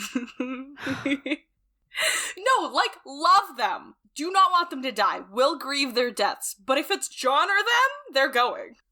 Okay. Whatever. Anyway, just don't kill off my favorite characters and we'll be fine with it. All right, there's your answer, Mots. Number 2. If you could save any character who died in this book, who would it be? I'll allow more than one answer, by the way, because I can never choose just one. I choose Mormont. Robb is number 1. Mormont is number 2. That's it. I have nobody else. Everybody else can... I think the people at the small Jon guy, the people who were really on the side of Robb. Other people at the Red Wedding, obviously, yes. I think the people who, really proved their loyalties. Avoid basically. the whole Red Wedding fiasco. Call it a day. Go save the North. Yeah. Call it a day. Yeah. Imagine if... interjection. So, all of that happened because they were let's go to the North to save it from the Greyjoys, right? Mm-hmm. What if they hadn't done that? What do we think? Or do you think they were doomed anyway? The Red Wedding would have happened another way. Sorry. Ask your question all over again. If they didn't try to go to the North and pass the phrase, do we think the Red Wedding would have still happened? Because then they also had the traps coming in from the south, there were way right? too many forces working against Robb. Okay, so it would have happened and the another way. and the Lannisters and the Greyjoys. It right, was just overwhelming. Okay. Yeah. That's why we don't sacrifice our allies, kids. Even for love. So here's Motz's answer. Mm-hmm. The only king that I mean to bend my knee to, Small Paul. He's a part of Chet's conspiracy in a Storm of Swords prologue, but he seems like he's only part of it because he wants Mormont's Raven. Fair enough. He's the dude who ends up carrying Sam when Sam gets too tired as they're escaping the others and he gets killed. I just wanted him to get his pet raven before he died. You know what? Yeah. Valid. Okay, yeah. Valid. I get it. Number 2. Delp. Who is that? My exact reaction. He's a guard at Riverrun who gets hurt and almost dies during Tyrion's failed rescue mission to free Jaime. Then, as soon as his wounds have healed, he gets killed when Rickard Karstark murders the young captives, Willem Lannister and Tion Frey. Delp is not a major character by any stretch of the imagination, but I feel kind of bad for him. Also, I just think he has a funny name. Delp. I love that both of my options are such minor and obscure characters that I wrote down pretty much their entire Song of Ice and Fire wiki page just to explain who the fuck they are. Listen, you know what? I like these. And yeah, I would also, all the random innocent people that die just because, their lords were we want a war. Yeah. You know? Yeah. Yeah. Sad. Save them. Save all of them. Yeah. And since you allowed more than one answer, I choose all those thousands of people. There you go. Loophole. Exactly. Number 3. I'm pretty sure I asked this question on the wrap-up episode for A Clash of Kings, but I'll ask it again in case your answers have changed. Which A Song of Ice and character... Can you tell it's 2 a.m. Which A Song of Ice and Fire character do you think you'd get along with the best? Which character would you like to hang out with? I would like to hang out with Davos, and I would get along with Sam? Brienne. Oh, you would get along with Brienne. I think I would get along with Sansa. Mm-hmm. I would like to hang out with Dany. Cool. I like that. I like how, the longer we're going, the quicker our answers get. Yeah, we're not really elaborating. That's okay. My answer. So this is Motz's answer. Mm-hmm. Garland Tyrell. I've already expressed my love for this man in a previous email, so I'll just say that he seems like a genuinely good dude, and I feel like I'd enjoy talking to him. True. Yes. Okay. I support that. Yeah, have a dinner party with him, Brienne, Davos. Yeah. Throw in Maester, Aemon, Sam. Lewin, Sam. All the unproblematic, calm people. Mm-hmm. The unproblematic faves for once. Yeah. Yeah, there we go. Number 4. I don't remember if this is one of those standard wrap-up questions or if it was a question someone sent in, so I'll include it here. If you could give any character who is still alive immunity, who would it be? Ooh. And why is it Podrick Payne? Please, Mods. I want to give immunity, I think, to Sansa. Oh my god. She's, like, been through the gauntlet. Like, also, she's in a very precarious position right now. So I just want to, like, wish her well, you know? Yeah. No, yours is very kind. I have kind of a Delulu one. Okay. My Delulu one is Gendry because part of me ships him and Arya. Oh, so you also have to give immunity to Arya. Like, yeah, true. It doesn't work if she dies and he's still around. True. Them, and then also... Also, do we know if he's still alive? Well, he's probably... Well, we don't know that he's died. Okay, fine. Are you suggesting something? Don't say that! I don't know. We just haven't seen him because he was with the Brotherhood, remember? And then he was like, what am I going to do We've seen the Brotherhood, but we haven't seen him. Wait, because he was supposed to be with them! That's what I'm saying. Shit, I want answers. I fucking want answers. I need this full circle, okay? Okay, I think... And yes, I also agree with Mott's. Podrick deserves immunity. He's also been through the gauntlet. He has. I think I would give immunity to... Like, seriously? To... Okay, this is kind of weird, but I think to Clegane. Which Clegane? Which one do you think? I think, Sandor. The one who's already dead or the one who's already dead? Come on, Sandor. They're both basically dead. No, Sandor, because I think there's still a chance for him. You still think he's alive? Yes, I do. Okay. Yeah, right. I still think there's a chance for him, you know? Okay. Question number 5. We hear all the time about how Harrenhal is cursed and that everyone who's been in charge there has met a bad end. With that in mind, who would you most like to see become Lord of Harrenhal in the future? His answer, I feel like Walder Frey would be kind of fun. Ooh. If I was going to say Boris Blunt before remembering that a Kingsguard can't become Lord of Harrenhal. Bummer. Yeah, make Frey the Lord and then have him die, and then make everybody else in his family the Lord and then have them die. No. No, the thing with Frey dying is the thing that Merritt pointed out of all the heirs and stuff, like shit would just fall apart. Oh, make, what's his face? Roose Bolton's, like, bastard son. Ramsay?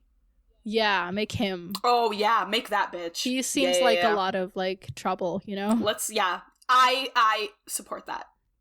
Okay, there we go. Hate him. Moving on. Question number 6.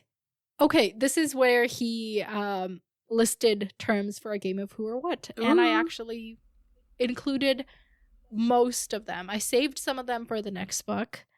Yeah, basically. Slay. And then I included the rest. There was one I didn't know. I also didn't know, and I Googled it, and Google didn't know. What is the Mastiff? Motts, what's the Mastiff? I don't know what that is. Can you let me know? Okay. Congratulations to Harmouth on making it through another book, not to mention one of the longest books in the series. Yeah. And congratulations to Nav on doing such a great job of not spoiling Harmouth. Thank you. That was applause. Yes. Cue all of the applause. We should have like a soundboard where we can applaud ourselves. Oh my god, imagine our egos. I know, that's why we shouldn't do that. I've thought about it before and then I was like, nope, we would have too much fun with that. I'm truly amazed by y'all. I can't wait for y'all to start book 4. While this is by no means an uplifting book series, I will say that this podcast certainly is. And I really appreciate the both of you for everything you do. I hope you have a fantastic... I think you saying fantastic, but it says fantastic. What? It says fantastic. Beautiful. We hope you have a fantastic day too. Yeah. We are getting a really delirious and punchy. Yeah. It's okay. No, okay, but people are being so nice to us. I know. I can't handle it. I know, this is so sweet. I always forget that the wrap-up is kind of like the, like, oh, we did it episode. This is like me trying to be nice to you as, like, my New Year's resolution, and you being like, immediately no. Me being like, this feels uncomfortable and unfamiliar. Oh my god. All right, so, wait. It's a Mott's email. We got some postscripts. Yes. P.S. Yes, I wrote fantastic. Oh! Did it on purpose? That's funny. I wrote fantastic by accident and only realized it days later. I can only imagine I meant to write fantastic or amazing or somehow mix them up in my head. This is too funny of a mistake not to include, though, so I'll leave it in. We're so glad you did. Thank you, Mott's. Yeah. That's kind of beautiful. I love it. Yeah, I love how, like, I just didn't look one sentence down. I just, like... As you should. P.P.S. I didn't have time to proofread this, so if there are any unfinished sentences or whatever, actually, who cares? You know what, Mott's? I agree. Because didn't he have that like a few weeks ago? And we were like, Mott's, you didn't finish this. I think that's what he's referencing. Oh, okay. I didn't even get the reference. I just like in general, I'm like, actually, who cares? Like, that's my vibe. No. I think he was referencing when we were like, okay, where's the rest of this postscript? Like, yeah. Okay. So, thank you, Mott's. Oh, yes. Thank you so much, Mott's. Love your emails always. So, Harmith, that's what I have for talking about A Storm of Swords. Do you have anything to add? The end is nigh. I can see it nearby. In relief, I want to sigh. Oh my. And say goodbye-bye. Oh god. Okay, put this poem at the end as part of our nursery rhymes book. Stop. I would cry. Well, I don't want to lose this gem of a poem, of this poetry literature accomplishment. What? Oh my god. Okay. It's not literature. What's the way of saying, like, you know how, like, problem is problematic? So what's literature? What's the problematic of literature? Literary.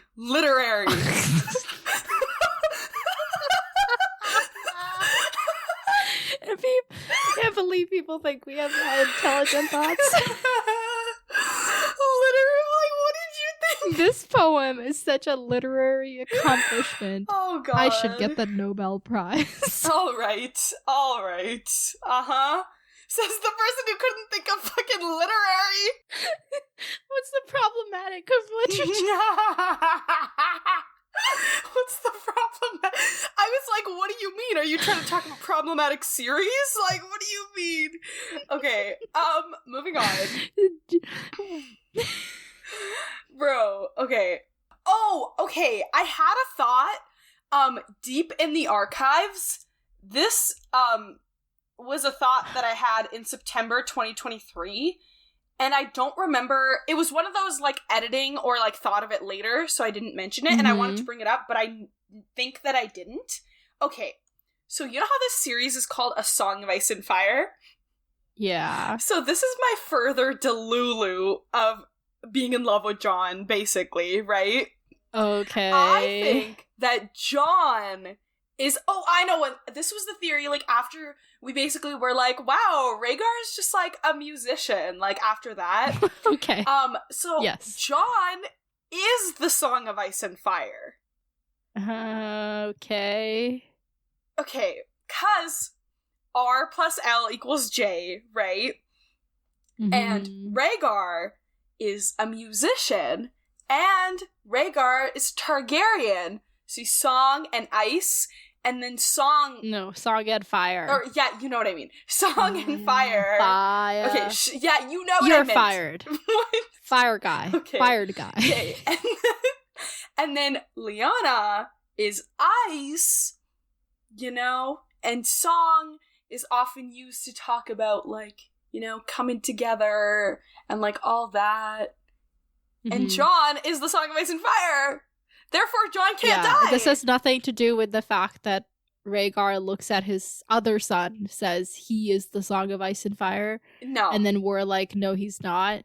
And then we talked about how maybe John is more likely the candidate. Oh, we did? I literally don't remember that at all. See, I'm telling you, I wrote this. I wrote it during the podcast, and I was like, oh, notes. I don't know. Either way, I just wanted to bring it up again. Okay, fine. Because Slay John. Okay, and then... Oh my god, John is the Song of Ice and Fire. Fire! He looks so fire. And then he's on the ice wall. And he's on fire. Is that what you think I sound like? No. No, this is not you. This is just like, I don't know what it is. Okay, it's okay. You know what it is? It is 2 a.m. is what it is. Okay. You know how this was like a weird thought, but I just wanted to bring it up because I thought it was funny that it has no other relevance. But you know how, like, in the real world, like, people are always making fun of the fact that weird shit is always happening in Florida, and there's always, like, Florida man doing this, Florida woman does this, and it's always the weirdest headlines. So I was like, like, Jen Hagar, Faceless Man, everywhere doing the weirdest shit. That's what it was. Okay, we do not need these thoughts. I like my thoughts, okay? And I'm adding them. Well, I have so many of those thoughts that I don't share. Okay, well... And they're much more intelligent. You are gonna take that back, because that was mean. Okay, I don't mean it at all. Okay. I just need us to sleep. Okay, I have a question. Mm-hmm. Okay, so my question... Okay, but Blackfish... So, he was with Lady Lysa, right? At the Eyrie. Blackfish. Okay, he was with Lady Lysa at the Eyrie, and then Catelyn took him away because she wasn't participating in the war, and he was like, I'm gonna go support, and I'm gonna go see my brother who's dying, right? So, all of that. So, has he always been with... Blackfish. Has he always been with Lysa? Like, did he leave with her when she got married? I think no. Like, how did he end up there? He ended up there. Okay, was it just like you need a job? He doesn't have lands. Okay, and his brother doesn't like him, so he exactly. Okay, cool. And then okay, we kind of talked about this, but I'm still confused. Why didn't Littlefinger just say that it was Robert's knife? I still don't get it. Was it just his thing of like I don't never think let we them... really know. Okay. I don't think we know. Okay. Cool. I think that was everything. Okay, cool. The next thing I want us to do is actually to go to the beginning and look at the cover of the book, especially that second volume. Remember how confused we were? Yeah. And I think somebody in the Discord pointed out that they might see a lion and a snake. Oh shit. Guess who's a lion and a snake? The Red Viper and Tywin. Oh my god, a lion and a snake. Oh shit, but still, what is it? That's all I got. Okay, that's all you got. Both of those people are like feuding in that like last bit of the book, and they both die. So somehow, something, I don't know. So they got immortalized via a coin-looking, shield-looking thing? Yeah, who knows? Okay, interesting. But yeah. Cool. So that's it for A Storm of Swords. Can't believe it. Oh my god. I never thought we would actually get here. I definitely thought we would quit before we did. Really? Yeah. I didn't think we would. I don't know. I don't have a lot of faith in us. Why? I don't know. We do things. I believe in us. Well, it's 2 a.m. and I tend to lose faith in us. Okay, that's valid. Next up, we have some questions for the next book. Slay. The first set of questions are from Feeler on Discord. Slay. First one is, who do you want to become a point of view character? So this is like, which POVs do you want? Okay, let's think. I kind of want Maester Aemon. Because I feel like he has so much, like, you know, he's been with the Targaryens, and then he was here, and it's... He has much knowledge, yes. And, like, the Duncan Egg stuff. Like, there's so much, like, cool stuff there that we could explore. And then, I kind of want... You know, Stannis could be interesting. I think Stannis is one of the ones where I'd want, like, 5, and then we, like, get out of there, you know? Like, just like, a cool, like, you know? A taste. Yeah. And then maybe, like, who else do I want? So far, everybody on the wall. I want someone in the Free Cities who's not Dany. Like, I just want another perspective who gives us something outside of, like, Westeros vibes. So, like, not somebody that already exists and goes to the Free Cities, but, like, a whole new person that exists in the Free Cities? Yes. But why not, like, have Arya travel to a Free City, for example? Well, yeah, we can have that, but, like, why not have someone new and cool? Okay, cool. Those are my 3 thoughts. That's it. There's like all of Westeros. You've named no one. What do you mean? Just the wall. You just literally did the wall. And then someone at Bravo, like Free City or something. Okay, I did someone at Free City, and then I did... Who did I do? Stannis and Aemon. Oh, That's wait, it. because Stannis is there now. I always forget. Okay, yeah. Okay, Stannis, Aemon, someone at the Free Cities. I want someone in... I want... Myrcella! Okay, Dorne, yeah. Myrcella. I want you to look at a map and tell me. Myrcella. Okay, I have it in my head, I know. Okay, it would be cool to have another Frey. It would be irritating, but it would be cool. Because then we could keep an eye out, like, you know, on the center, what's going on. Sure. Do you think we're going to get Catelyn POVs back? That's a really good question. I don't think so, because she's not really, like, a human anymore. Okay. And I think this is, like, supposed to be, like, her villain arc. So I don't think making us sympathetic to her thoughts would be accomplishing that. I think, oh my god, what if we got like fucking Jaqen or something? That would be crazy. Then we could also have, I know it would defeat the purpose because Bran's with them, but like Mira or Jojen's thoughts would be really cool, but I know it doesn't make sense. Maybe like their dad or something. That could be cool. Right. Because he was supposed to be... He also has much knowledge. Yeah, and he has that... He would literally know about Jon's parentage. And then also, if we had, like, his dad or something... Because technically, he was on a mission to help attack with, like, the Robb stuff. Like, they were supposed to, like, find, like, that passageway to, like, get back. Note about Holland Reed. Mm-hmm. He also is in position... Remember how Robb sent off a bunch of his lords and ladies with news of his new heir, aka Jon Snow? Yeah. They were going to Holland Reed, some of them at least. Yeah. So he has the potential to be in a position where he knows both that Jon's a Targaryen and that Jon's Robb's heir. Ooh, true. That would be spicy. Okay, I really want that one. Yeah. So I want all those people. Okay, next question. Whose story are you most interested in extending?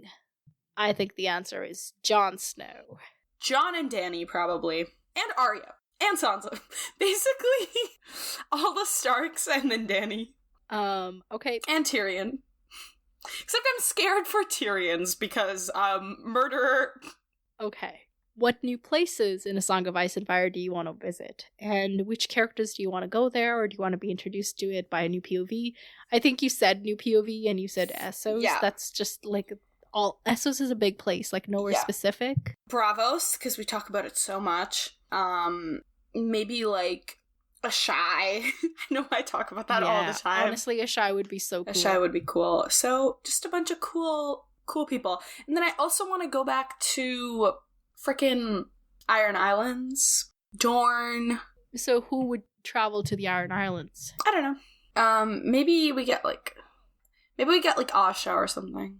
Or like Ramsay could go there because he's doing North stuff now. Wait, why would we get Ramsay POV? Why would you want his POV? I don't know. Yeah. Maybe I don't know. Maybe we get the fake Arya's POV. Oh, right. Yeah. Okay. I had to, like, think about who that was for a second. I was like, that would be kind of cool, getting Arya and then fake Arya. Arya. Please. That's it for Feelers questions. The next question is from NK637 on Discord. Which character pairings would be interesting / fun to see in future books? Like Sam and Melisandre. No, it doesn't say Melisandre. Sam and Missandei. Like Dany's translator friend? Child? Oh, that's interesting. Yeah, and Jon and Asha Greyjoy. I think... Oh wait, Tywin's dead. I keep forgetting. Who were you gonna say? Like, Arya and Tywin would be so funny. Yeah. Because he would definitely... He'd be like, whoa, like, you made it. I have things to say, but I will not. Does it happen in the show or something? I'm not saying anything. Okay, interesting. For all you know, Tywin is just waiting to be resurrected by God. Thoros of Myr or something. Oh my god. Ugh, not again. I think I definitely see this whole new era of Catelyn. I definitely see, before she gets put to rest for real, I definitely see her encountering John again, and I'm terrified for that.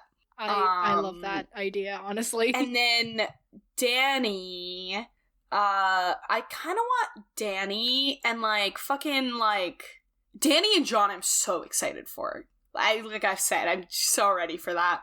I think Danny and, like, Brienne would be so interesting. Also, like, Davos and just, like, anybody would be great. Sansa and, like, I just want Sansa to have friends her age. So whether that ends up being someone like Marjorie, Marcella, like anyone. Because do you remember when she wanted to be friends with Marcella and, like, Marcella was kind of nice to her? Like, I just want Sansa to have friends, so that pairing. Yeah. Some of those. Okay, cool. I don't really have an answer for this because as I'm thinking of all of my answers are influenced by real spoilers. Yeah.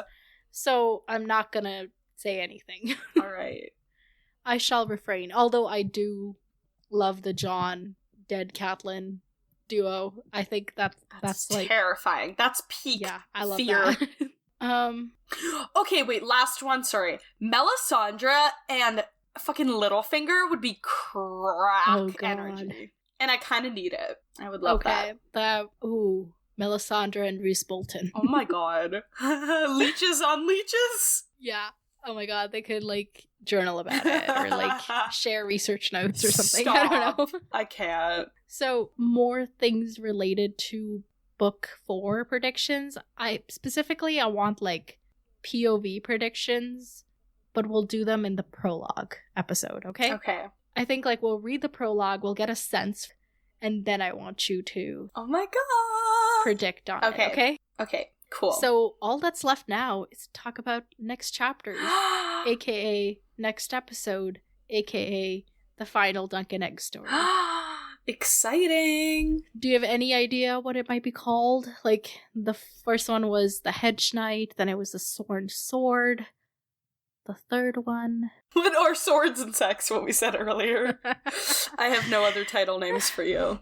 Weapons and Sex. Oh wait, that's what we said, not Swords and Sex. I tried to alliteration it. Yeah. No, that's good. No, it is called the Mystery Knight. Oh, who's the Mystery Knight? I guess that's the mystery. So exciting. Anyway. Yeah, that's all I got. I'm excited. Maybe the Mystery Knight will be like a Stark or something. That would be so cool. Okay, yeah, that would be cool. I mean, wasn't Lyanna... No. She was. Lyanna already a Mystery Knight at, like, Harrenhal? At least we theorize. Yes, she was. So, that's cool.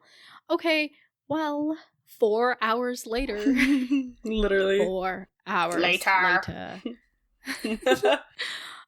Here we are. Oh my god, we wrapped it. Oh, we that's so put a sad. nice little bow on top of it. This book is over. And now we gift it to you, our audience. Damn.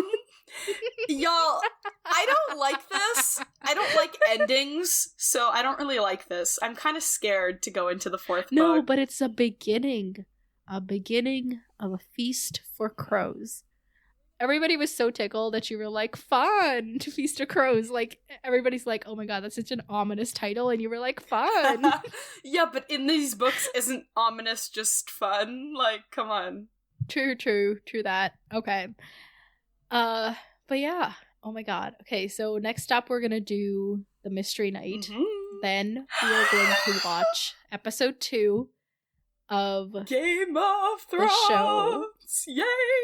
And then we will read the prologue, do some predictions, and then jump right into book 4. So exciting. I'm so ready. You don't understand how ready I am. Yeah, I'm excited. I am so excited. It's like my second favorite book. No, it's not like. It is my second favorite book. Okay. And I love it, but a lot of people don't. So this one isn't like... It's not a unanimous agreement that it's great. Like, it's the best book. Isn't that what you said about the second one? No, the second one I said it was underrated. Mm. I didn't say it was, like, my second favorite. No, but didn't you say, like, oh, like, I don't know, people don't always, like, love it? I don't remember what I said about that. That was so long ago. Okay, cool. Interesting take. Yeah. Like, everybody agrees that it's better on reread. I think I've said this to you, and I hope to, like, simulate the reread experience by, like, bringing up all the things that people forget on the first read. Okay. But I love this book. I fucking love it. Oh my god. Exciting. So, folks, send us emails. Not that we're caught up. Do send us emails. Like, we may not get to them right away, but we will get to them. Oh my god. No, it is really fun. Thank you guys for being with us for 3 books. This has been such a journey. Okay, when did we start? It was like September or November 2023 or something. 2022, rather. Oh my god. So it's been like a year and a bit of this book. Like a year and a half, yeah. Oh my god. Well, thank you guys for being with us through all of our chaos and discoveries and all of that fun stuff. It's been a ride. Yeah. And join the Discord. Like, we have lots of fun there. Join the Discord, and we just started a new channel! Oh my god. Well, I did ask people a question, and let me tell you, cheese was prominent, and I loved it. Okay, now you're making me hungry. I'm hungry too. Okay, let's go eat. You guys get on with the following us on Instagram. Until next time, farewell, my friends. Talk to you later.